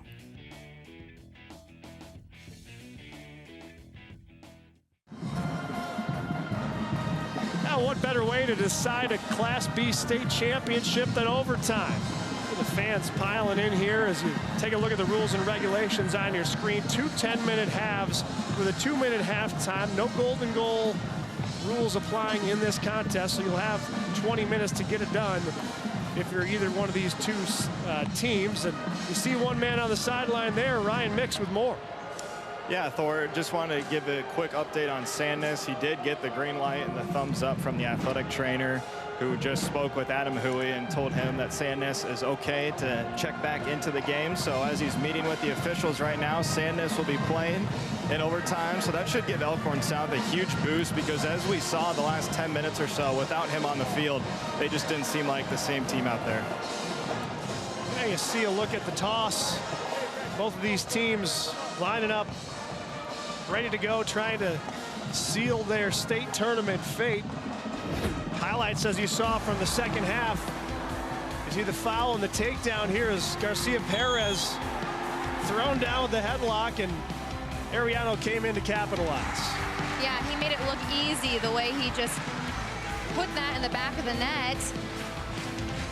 And then another foul here by Albers, taking down outside of the box, and Sandnes himself putting it home to knot things up. Second goal apiece for Sandnes and Ariano, and that's where we stand right now. You look at the scoring summary on your screen, just over a minute until we get started with the overtime periods here. These two teams, you see Sandnes trying to rally the troops.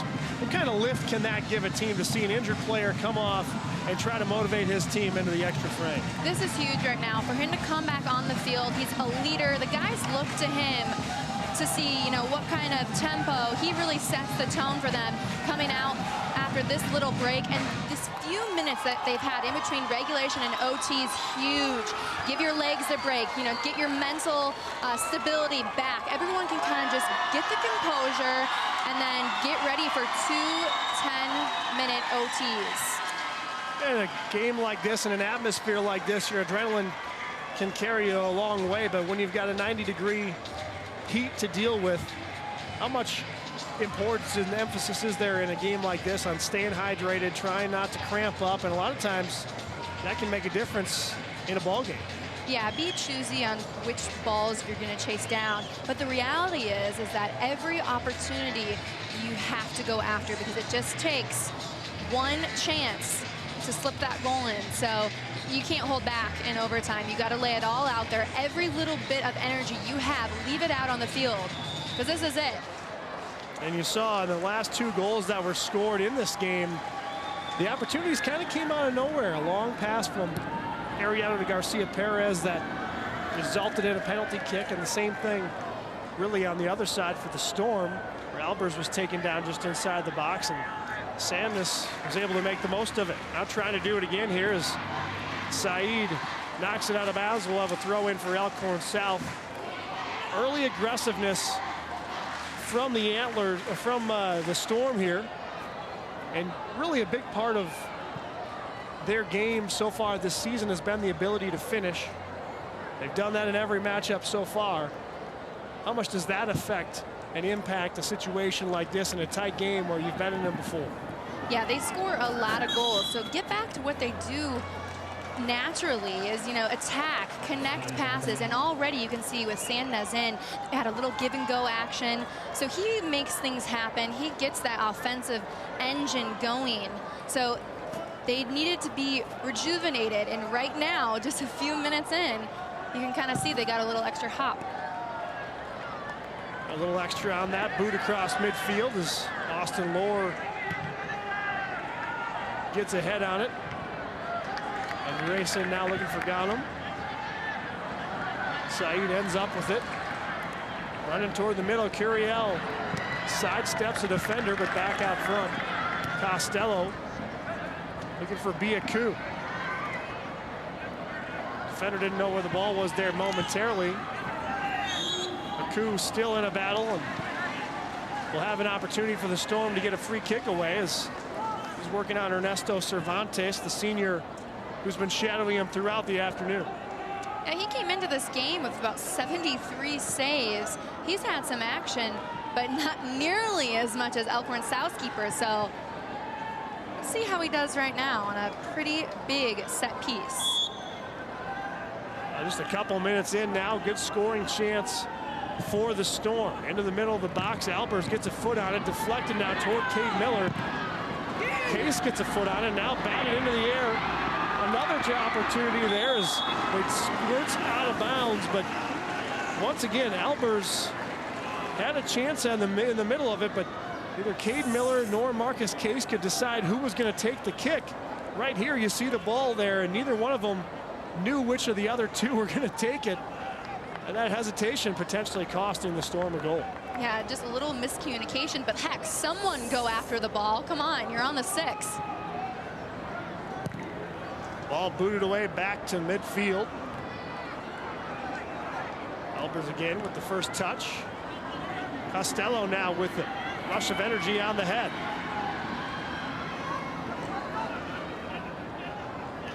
Knocked out of bounds off the Storm. We'll have a throw in for South Sioux City, but you see that surge of energy that Justin Costello brings to the contest.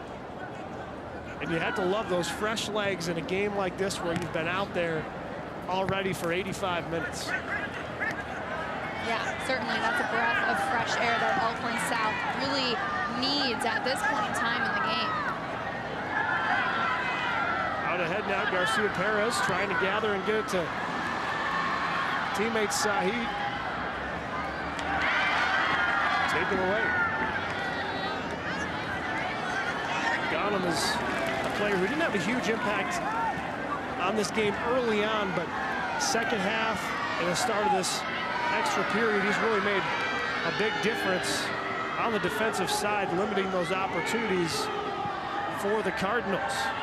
Well, each side has had to go to their bench and use their depth, rotate players in, obviously for energy conservation, but also so many fouls. Players were having to go in and out.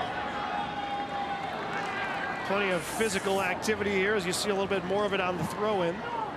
Sandus locked up with a forearm across his chest there, taken down, and Elkhorn South will boot it away. Sharma, good kick into the box, headed out by Ariano. Ortmeyer taps it. Nowhere to go with it, knocked out of bounds. And a throw in for Elkhorn South. Cardinals have dropped about every player except for Garcia Perez, so they're defending on all cylinders right now. Biaku tries to split the defense. A little bit too strong off the right foot. Taps it right to Chavez.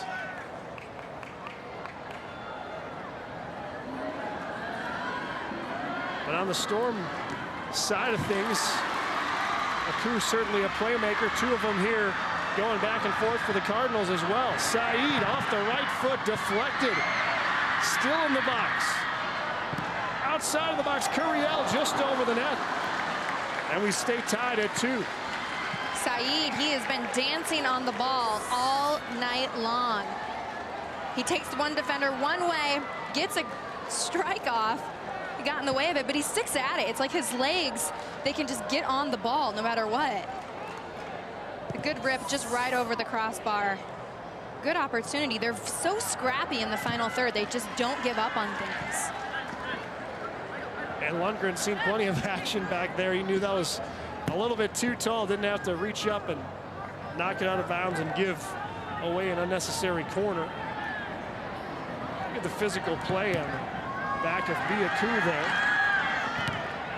Sharma can't get it through the defense, and Ariano now tries to tap it ahead to his teammate.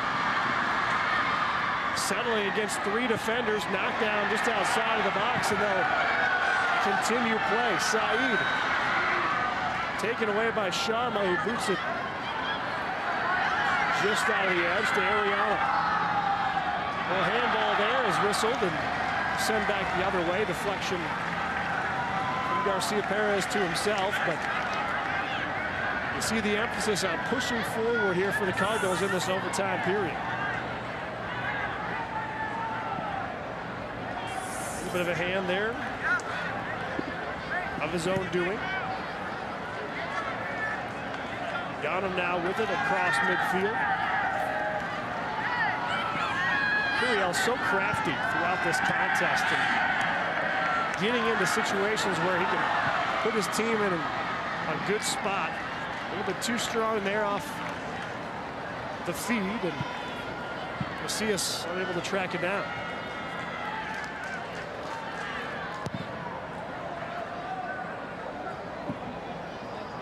A little bit less continuous action here from these two teams right now as the teams start to wear down a little bit. You don't see the pressure as much in a 100% fashion. You see you guys picking their spots, trying to make the most of the opportunities they have, just conserving whatever energy they have left after 90 minutes of full-speed soccer here in the state title game.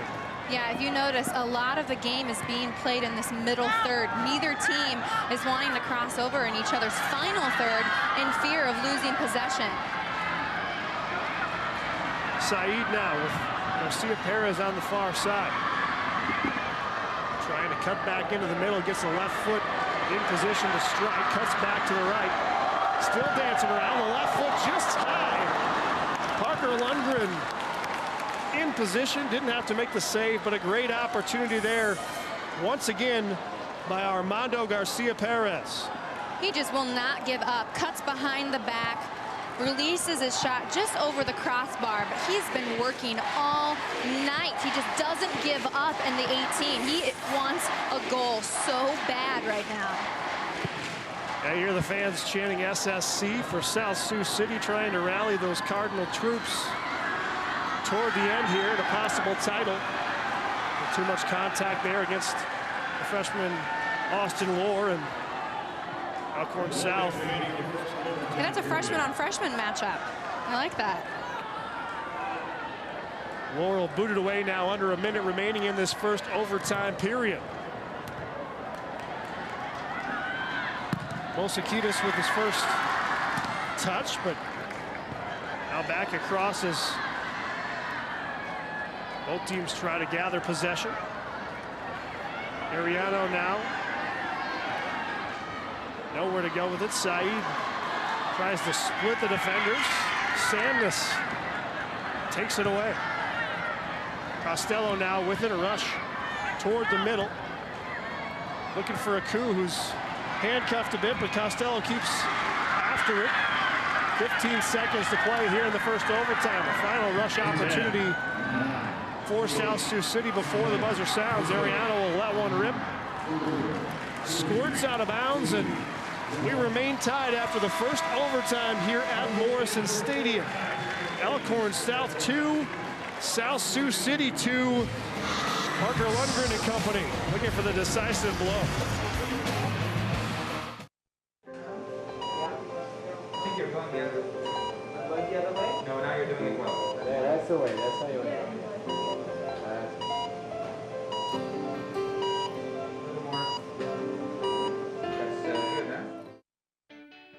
The Nebraska Chiropractic Physicians Association is pleased to sponsor the NSAA Academic All-State Award Program, recognizing students and athletes who shine in the classroom and on the field. This statewide program recognizes academic excellence, leadership, and athletic achievement in over 20 high school sports and activities. We honor these exceptional students and all of the teachers, coaches, and parents who have mentored them. Together, we can continue to make Nebraska a great place to live, learn, and play. Your favorite PBS shows, ready to watch when you are. Anytime, any place. Find more ways to explore than ever before. You have many options to gather information, but when it comes to in-depth, thoughtful reporting on Nebraska news, your best option is NET News. Turn to NET News for our daily Signature Story as we examine important issues from state government to education to the arts and beyond. Listen to NET News Signature Story weekdays on NET Radio and online at netnebraska.org/news. NET News. There's more to the story. Fans fired up here at Morrison Stadium in the Class B title game, knotted up at 2-2 heading toward the second overtime period. You can watch NET Sports coverage of the 2017 NSAA Soccer Championships on your smartphone or tablet. Take NET Sports on the go anytime, anywhere. Just search for NET Nebraska in the App Store or download it free at netnebraska.org/apps. Knotted up here is both teams with an opportunity to win and cash in a state title. Ryan Mix has more on the sideline. That's right, Thor. Well, in this final 10 minutes, obviously both teams would like to close it out right here. But if we were to go to a shootout, both teams have a decent amount of experience this year in that position. Elkhorn South is 2-0 in shootouts with victories against two really good teams, Omaha Catholic and Gretna, while South Sioux City is 3-1 in shootouts. Their only loss was to Omaha South. So in those situations, obviously it comes down to the goalkeepers. most of the time. Hector Chavez for South Sioux City and Parker Lundgren for Elkhorn South. But we'll see if either team can close it out here in the final 10. Yeah, thanks, Ryan. Elkhorn South will have the first touch here to begin this second OT period, but both squads a little bit hesitant early in that first OT, but toward the latter part of it, taking their chances, and likely see a little bit more of that here in this contest. Both teams some scoring opportunities here in the second half, but not too many good ones in that overtime period. 23 shots taken for South Sioux City in this contest, 7 for the Storm, who have waited a little bit more for their quality opportunities, but the athleticism of the Cardinals allowing them to kind of just let it rip. But so far, put themselves in a position to try and win a state championship. There's been no hesitation from South Sioux City. When they're in striking position, they will take a shot on goal, and you can obviously see from the stats that you just said, Thor, it's proven to be successful thus far. But right now, Elkhorn South, we want to see them, if they want to come out on top, they've just got to be more aggressive. They're very composed when they're in the final third. They're almost waiting for that perfect shot. And a foul called. Once again, more contact on Cade Miller there, and Elkhorn South will boot it away. Sharma trying to line up his passing angles here. Chipped up ahead just past Marcus Case and out of bounds. Another throw in for the Cards.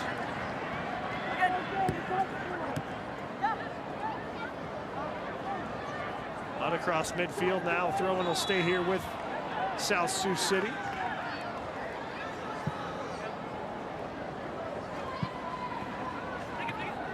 Ariano up to Garcia Perez. Looking for room to operate. Sharma all over him, gets an edge, but nowhere to go. Ariano chips it back to his teammate. A big save by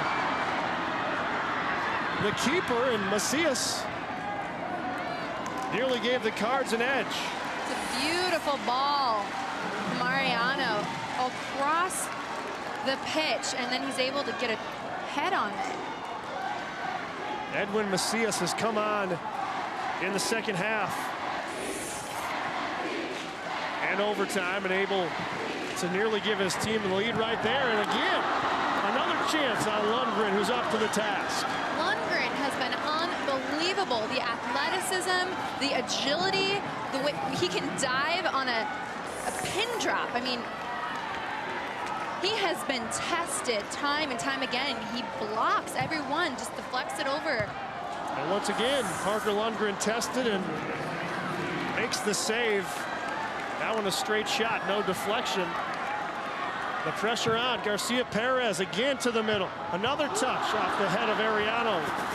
This one goes high and wide. And Lundgren breathing a sigh of relief along with the Storm faithful.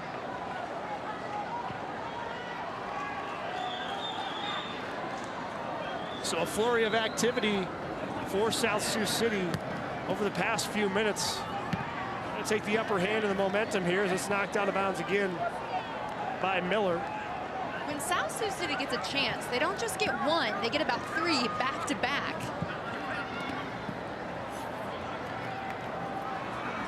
Case now with it for Elkhorn South, out ahead to Biaku, but the takedown there against the double team. Ariano now into the corner, knocked away, and Miller saves it out of bounds. Saeed now looking for room to operate. Quick touch, good job defensively by the Storm. Andresen poking it out.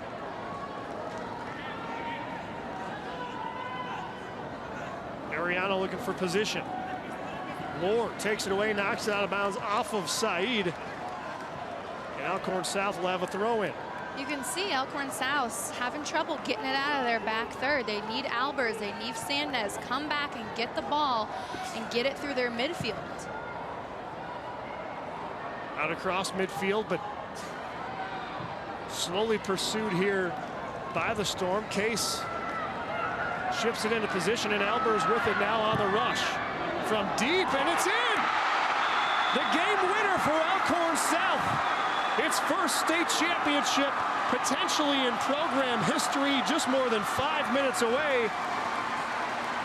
And the Storm out in front, 3-2. Hunter Albers from 40 yards just taking a shot and making the most of it, Kelly. It looks like they cut South Sioux off guard. Here he comes. He is far out.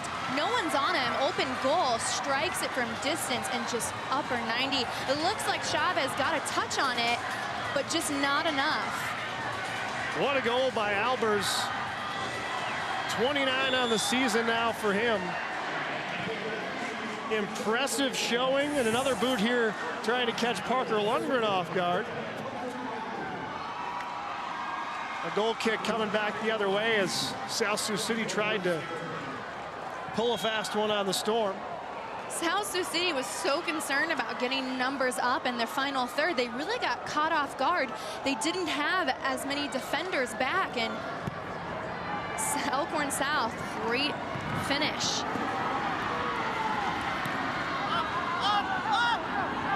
Storm now trying to hang on out across midfield. And you can feel the anxiety here among the Cardinals fan base as we're under 5 minutes to play here, down 3-2. Out of bounds now, a throw in for Elkhorn South.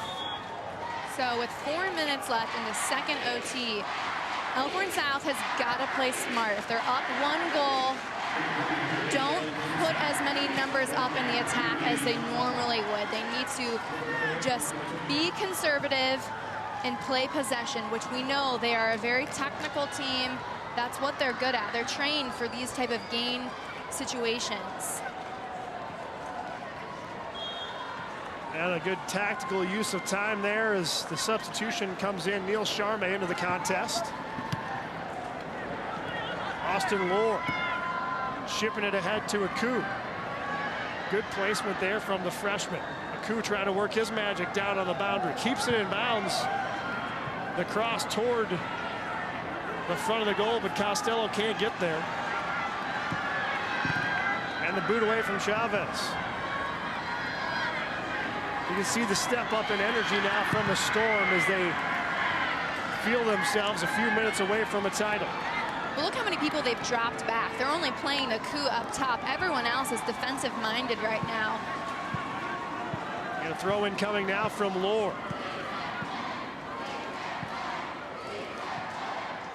Sharma shifts it up ahead. Clearly the plan of attack now for Elkhorn South is just to get it out of their own end as fast as possible. Yeah, get it to the opposite corner flag and then stall. And really, South Sioux City needs to control one of these throw-ins. They haven't been able to possess it off the toss, and they've had to just boot it out of bounds. And every time they've got this opportunity now, you see Elkhorn South trying to sub in guys and eat away that clock as best they can. And certainly their best friend right now, just over 2 minutes remaining. Yeah, it's all about strategy at this point. Good play there for the Cards to try and keep it in bounds. Garcia Perez waiting in the wings, but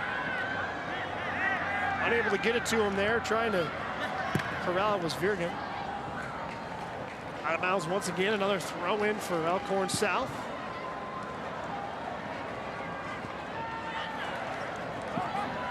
Anxious moments on the sideline now for the Cardinals. Saeed gets a foot on it. Arun Sharma working on defense.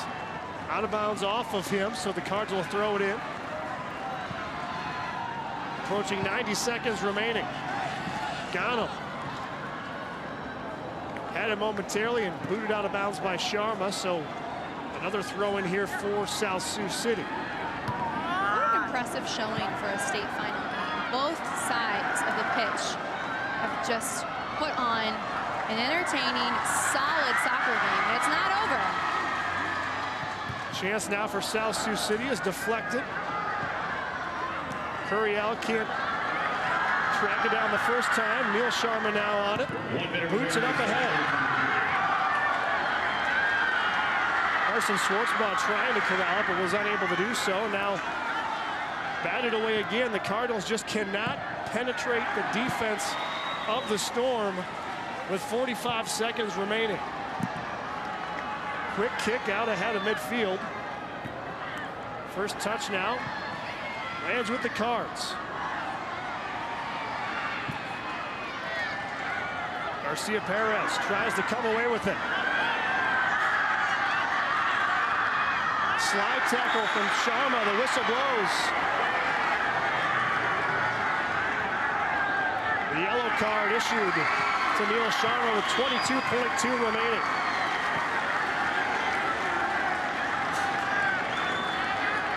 So a quick change here as Case comes in. Maybe the final opportunity for the Cardinals to try and even this thing out. Open goal down on the other end. Another chance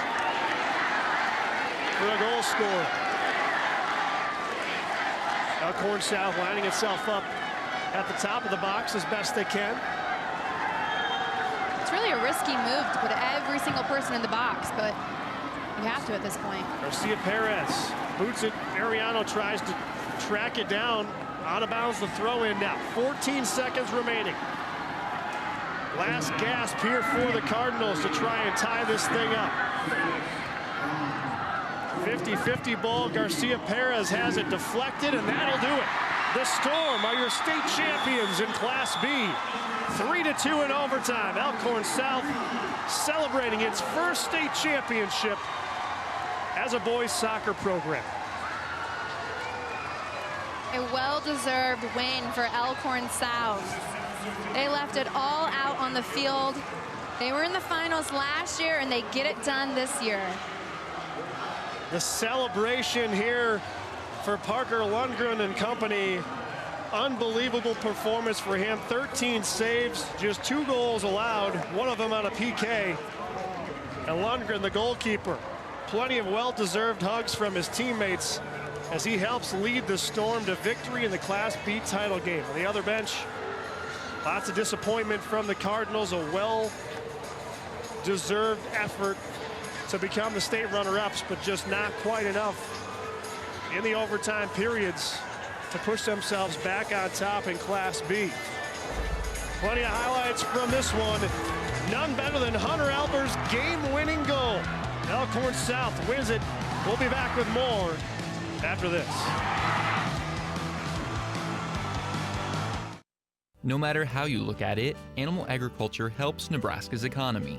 The livestock industry provides increased tax revenues for schools and community services. Livestock enterprises also create jobs while contributing to existing businesses such as local banks and grocery stores. A thriving livestock industry helps maintain our current way of life, but also provides opportunities for the next generation of farm families. The Nebraska Soybean Checkoff helps to raise awareness of the importance of animal agriculture to Nebraska. Safety tips from the Nebraska Department of Roads. If you should run off the paved surface of the roadway, keep a firm grip on the steering wheel. Resist any immediate urge to whip the vehicle back onto the pavement. A rapid attempt to return to the pavement may cause you to lose control of your vehicle. Ease off the accelerator and avoid slamming on the brakes. Unless there is a more serious threat, stay off the road until the surface allows for a gradual, safe return.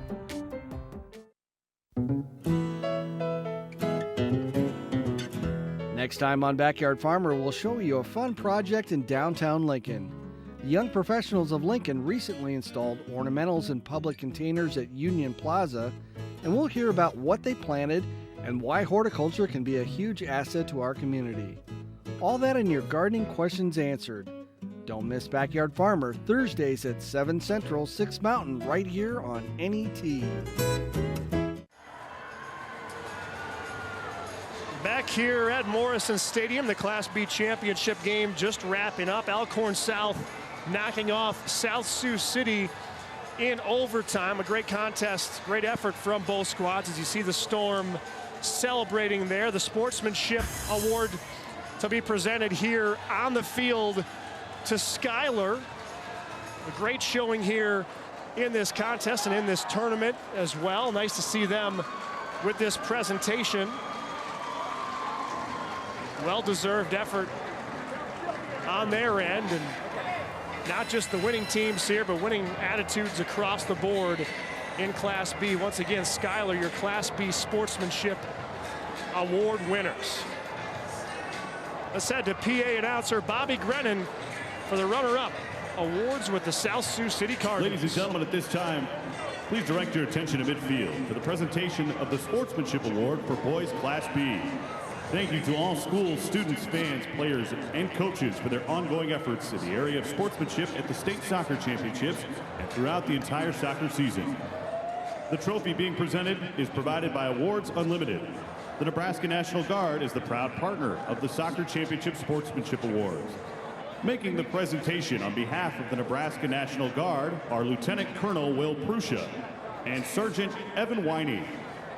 The Nebraska State Interscholastic Athletic Administrators Association, the Nebraska Coaches Association, and the Nebraska School Activities Association are pleased to announce this year's Class B Boys Soccer Sportsmanship Award winner, Skylar High School. Congratulations to Skylar High School.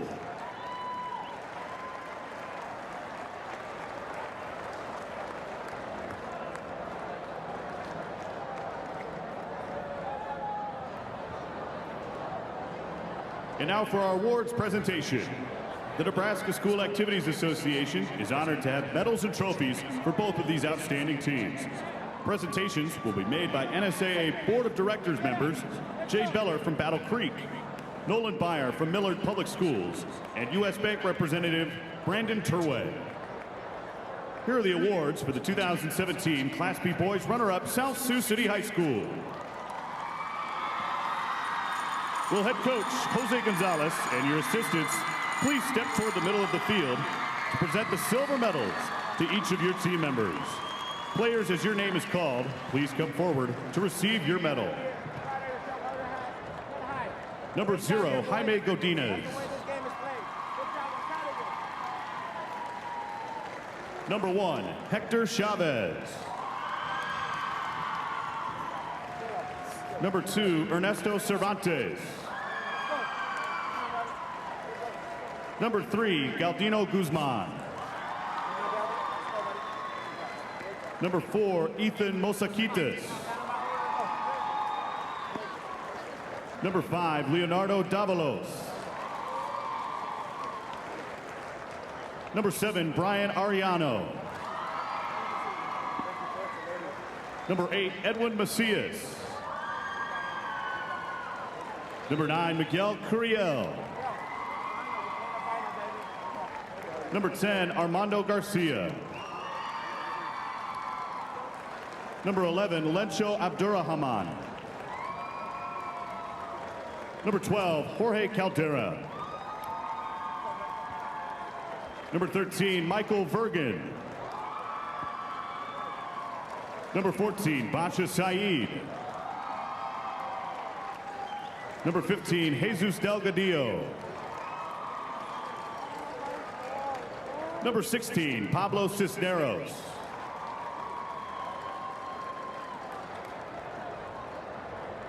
Number 17, Miguel Marr.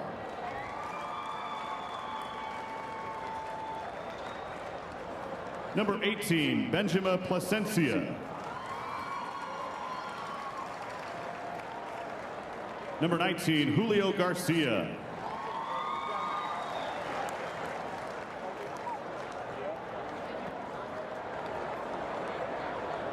Number 21, Samuel Camargo.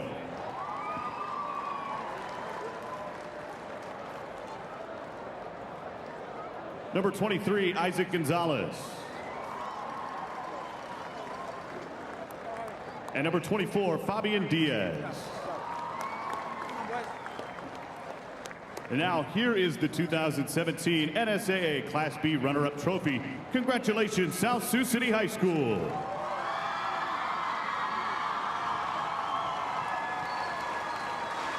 So you see South Sioux City presented the Class B runner-up trophy. Great job by the Cardinals in this contest. It's the third time in the past 6 years that South Sioux City has made the finals in Class B. It's their third runner-up showing all time. They finish 19-4 overall.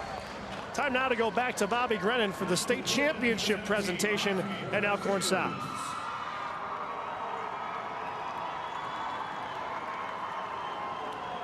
First, head coach Adam Huey, we have a special award for you.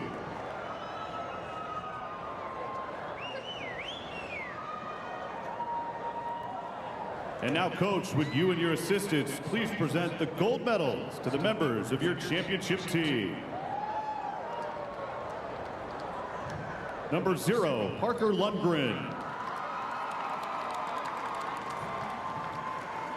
Number 00, Kieran Thompson. Number 2, Brett Graver. Number 3, Ryan Doyle. Number 5, Cade Miller.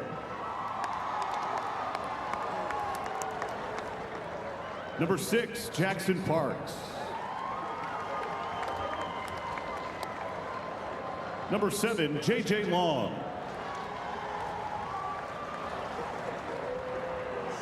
Number 8, Marcus Case. Number 9, Eric Sandez.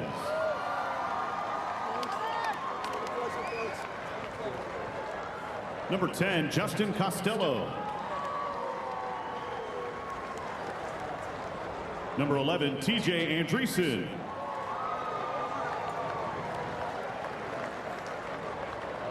Number 12, Hunter Albers.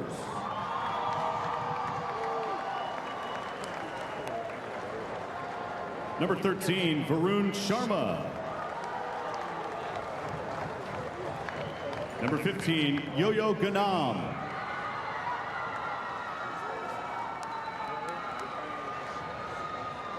Number 16, Austin Lohr. Number 17, Ben Johnson.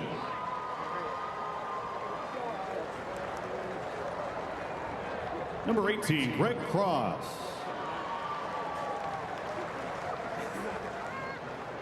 Number 19, Zach Woosley. Number 20, Bay Ako. Number 21, Carson Schwartzbaugh. Number 22, Mason Ortmeyer. And number 23, Neil Sharma.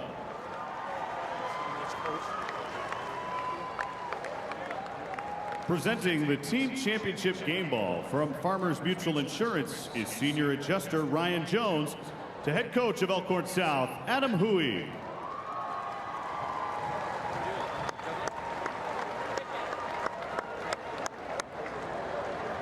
And now for these outstanding athletes in their school, here is the 2017 NSAA Class B Boys State Soccer Championship Trophy. Congratulations, Elkhorn South High School. The trophy presentation for the Class B champs, Elkhorn South, the first championship in program history. They made the finals for the first time last year, kicked down the door, and the title here this season in 2017. Great showing for Elkhorn South. Plenty of celebration to go around. We'll be back with more after this on NET. This week on the NET News discussion program, speaking of Nebraska, how human trafficking happens in Nebraska, and an update on the fight against it from those working with the state's trafficking task force. Plus, a look at what's happening in the legislature and state government, and a bit of Nebraska history. That's this week on NET's Speaking of Nebraska. Thursday night at 8 Central on NET Television, and Friday night at 6:30 Central on NET Radio. NET salutes the Nebraska sesquicentennial. In the landscapes of Nebraska, often with no markings or recognition, lie sacred places. Pahaku, near Fremont, is considered the most sacred site of Pawnee Native Americans who lived in Nebraska. Sacred sites are places where a supreme being conferred miraculous powers on animals to act as messengers to Indians. The animals were known as Nahurak. This is where they prayed. This is where the doctors were trained, the famous doctor dance, which is still being performed in Pawnee today. A sacred site is not a secret site, but it is spiritual. And we want that to be a special spiritual place that's not violated. Other sacred sites are near Guide Rock, Central City, and Nance County, near the confluence of the Loup and Cedar Rivers. This Nebraska 150 moment is produced by NET with support from Humanities Nebraska.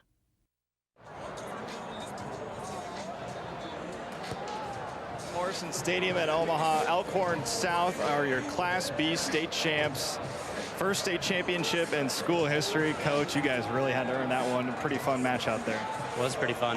Yeah, I was going to say that sound of being champion sounds pretty good. Now, it's kind of crazy when you look at the numbers. South Sioux City had 28 shots on goal. You guys had 8, but you were efficient because you made it count with those 3. Yeah, as long as one less goes in than ours, we're all right, aren't we? They can have as many shots as they want.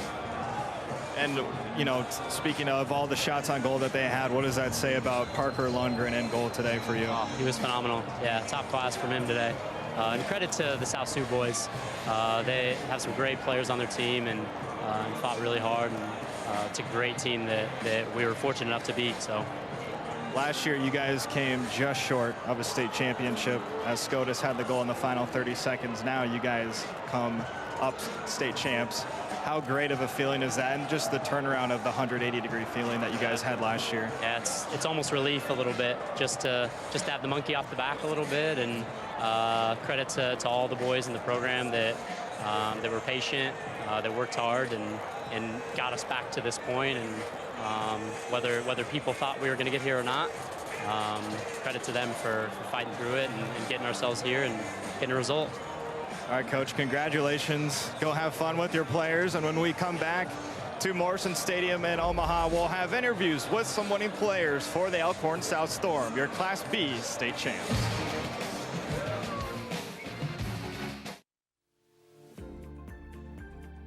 Sportsmanship is the golden rule of sports. You should always treat others the way you want to be treated. Let the coaches coach, the referees ref, the fans cheer, and the players play. The memories you make now will last a long time, but the lessons you take away will last a lifetime. Right here and right now, I want all of you to decide. What kind of impact are you going to leave today?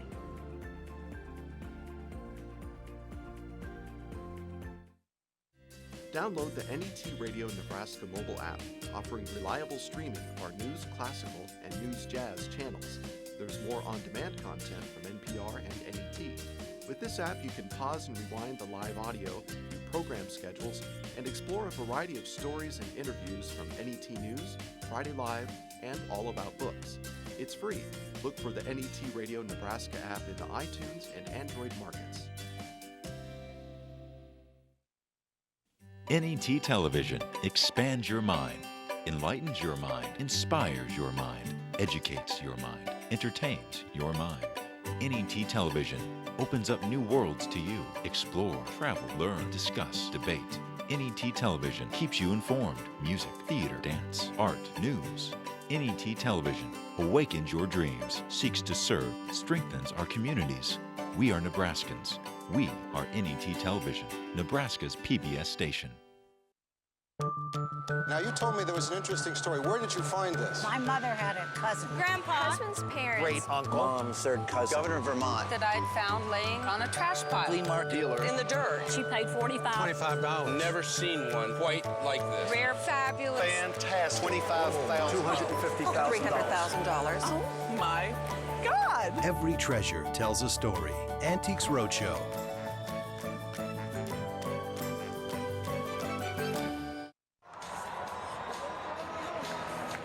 Welcome back to Morrison Stadium in Omaha, here with Eric Sandness.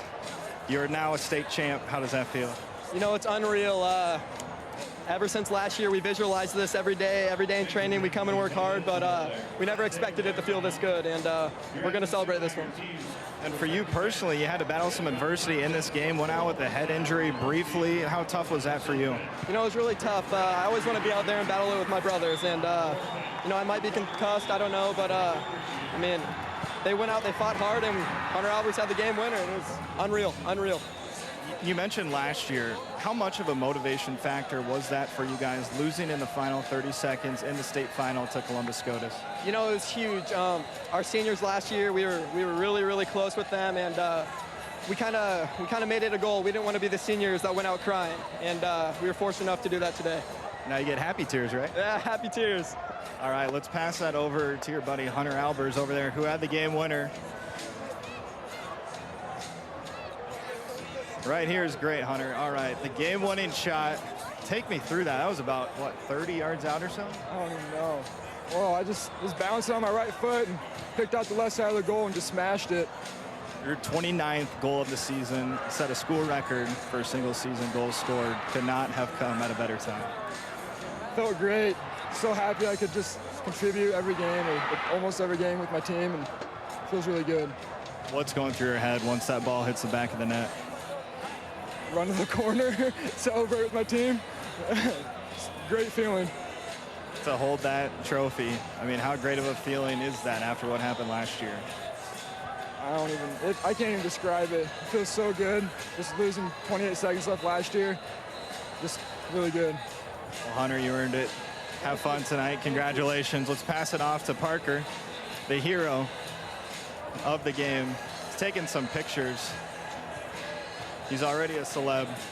Parker Lundgren, you had a heck of a game in goal today. You had 49 saves for the season, 13 today, and you guys needed every single one of them. Yeah. I guess I don't know. I'm speechless, I guess. Speechless, right? Yeah. I mean, but what is going through your head when Sioux City keeps pounding it at you? They had 28 shots on goal. How were you able to keep your composure and flash your athleticism to propel your team to victory? Just knowing that we have to win, and like I don't want to let down anyone, so I'll just do anything to keep the ball in the net.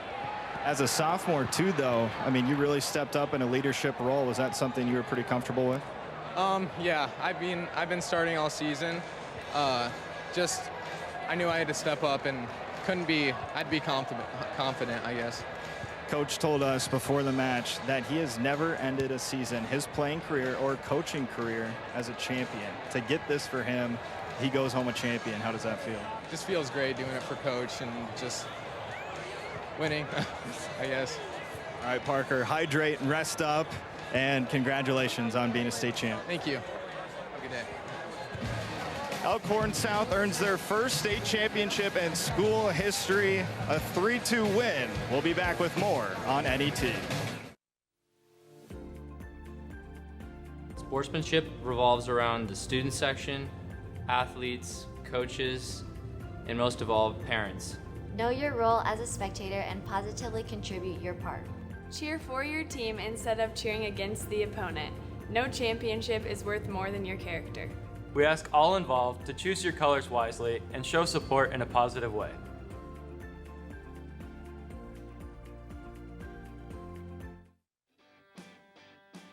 My name is Andrew Easton, and I teach English 9 and English 9 Honors at Westside High School in Omaha, Nebraska. I think that it is important to integrate technology into the classroom. One, being that it enriches the classroom experience. Two, I think it's important for students to be able to be in control of designing the learning pathways. Students appreciate when their teachers try to do things that are a little bit creative. I've produced 60 videos that are concepts like theme, literary devices, conflict, characterization, things that are universal across the different books and stories that we read. I'm a big proponent of the power of video in the classroom, and I would strongly recommend the PBS Learning Media site to teachers who are looking to complement what they're doing in the classroom. PBS Learning Media is a site that teachers can go to. It provides anything from video to audio to pre-made lesson plans to self-directed lessons. What I appreciate most about teaching is the relationships with students. I'm Andrew Easton, and I'm a PBS Digital Learning Media Innovator. Coverage of the 2017 NSAA Boys Soccer Championships on NET is made possible in part by Nebraska Public Power District, Nebraska Tourism Commission, Education Quest, Nebraska Soybean Board, and Nebraska Commission on Problem Gambling. A big thank you to all of our sponsors who help bring us the best high school athletes from across the state. We could not do it without your support.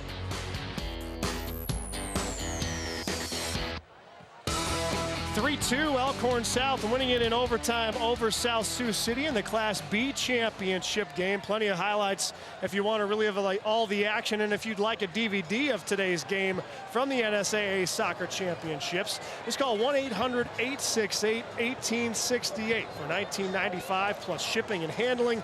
You can relive all the excitement from this year's championship for years to come, and there's plenty to talk about in this contest between these two squads who had a lot of success over the course of this year.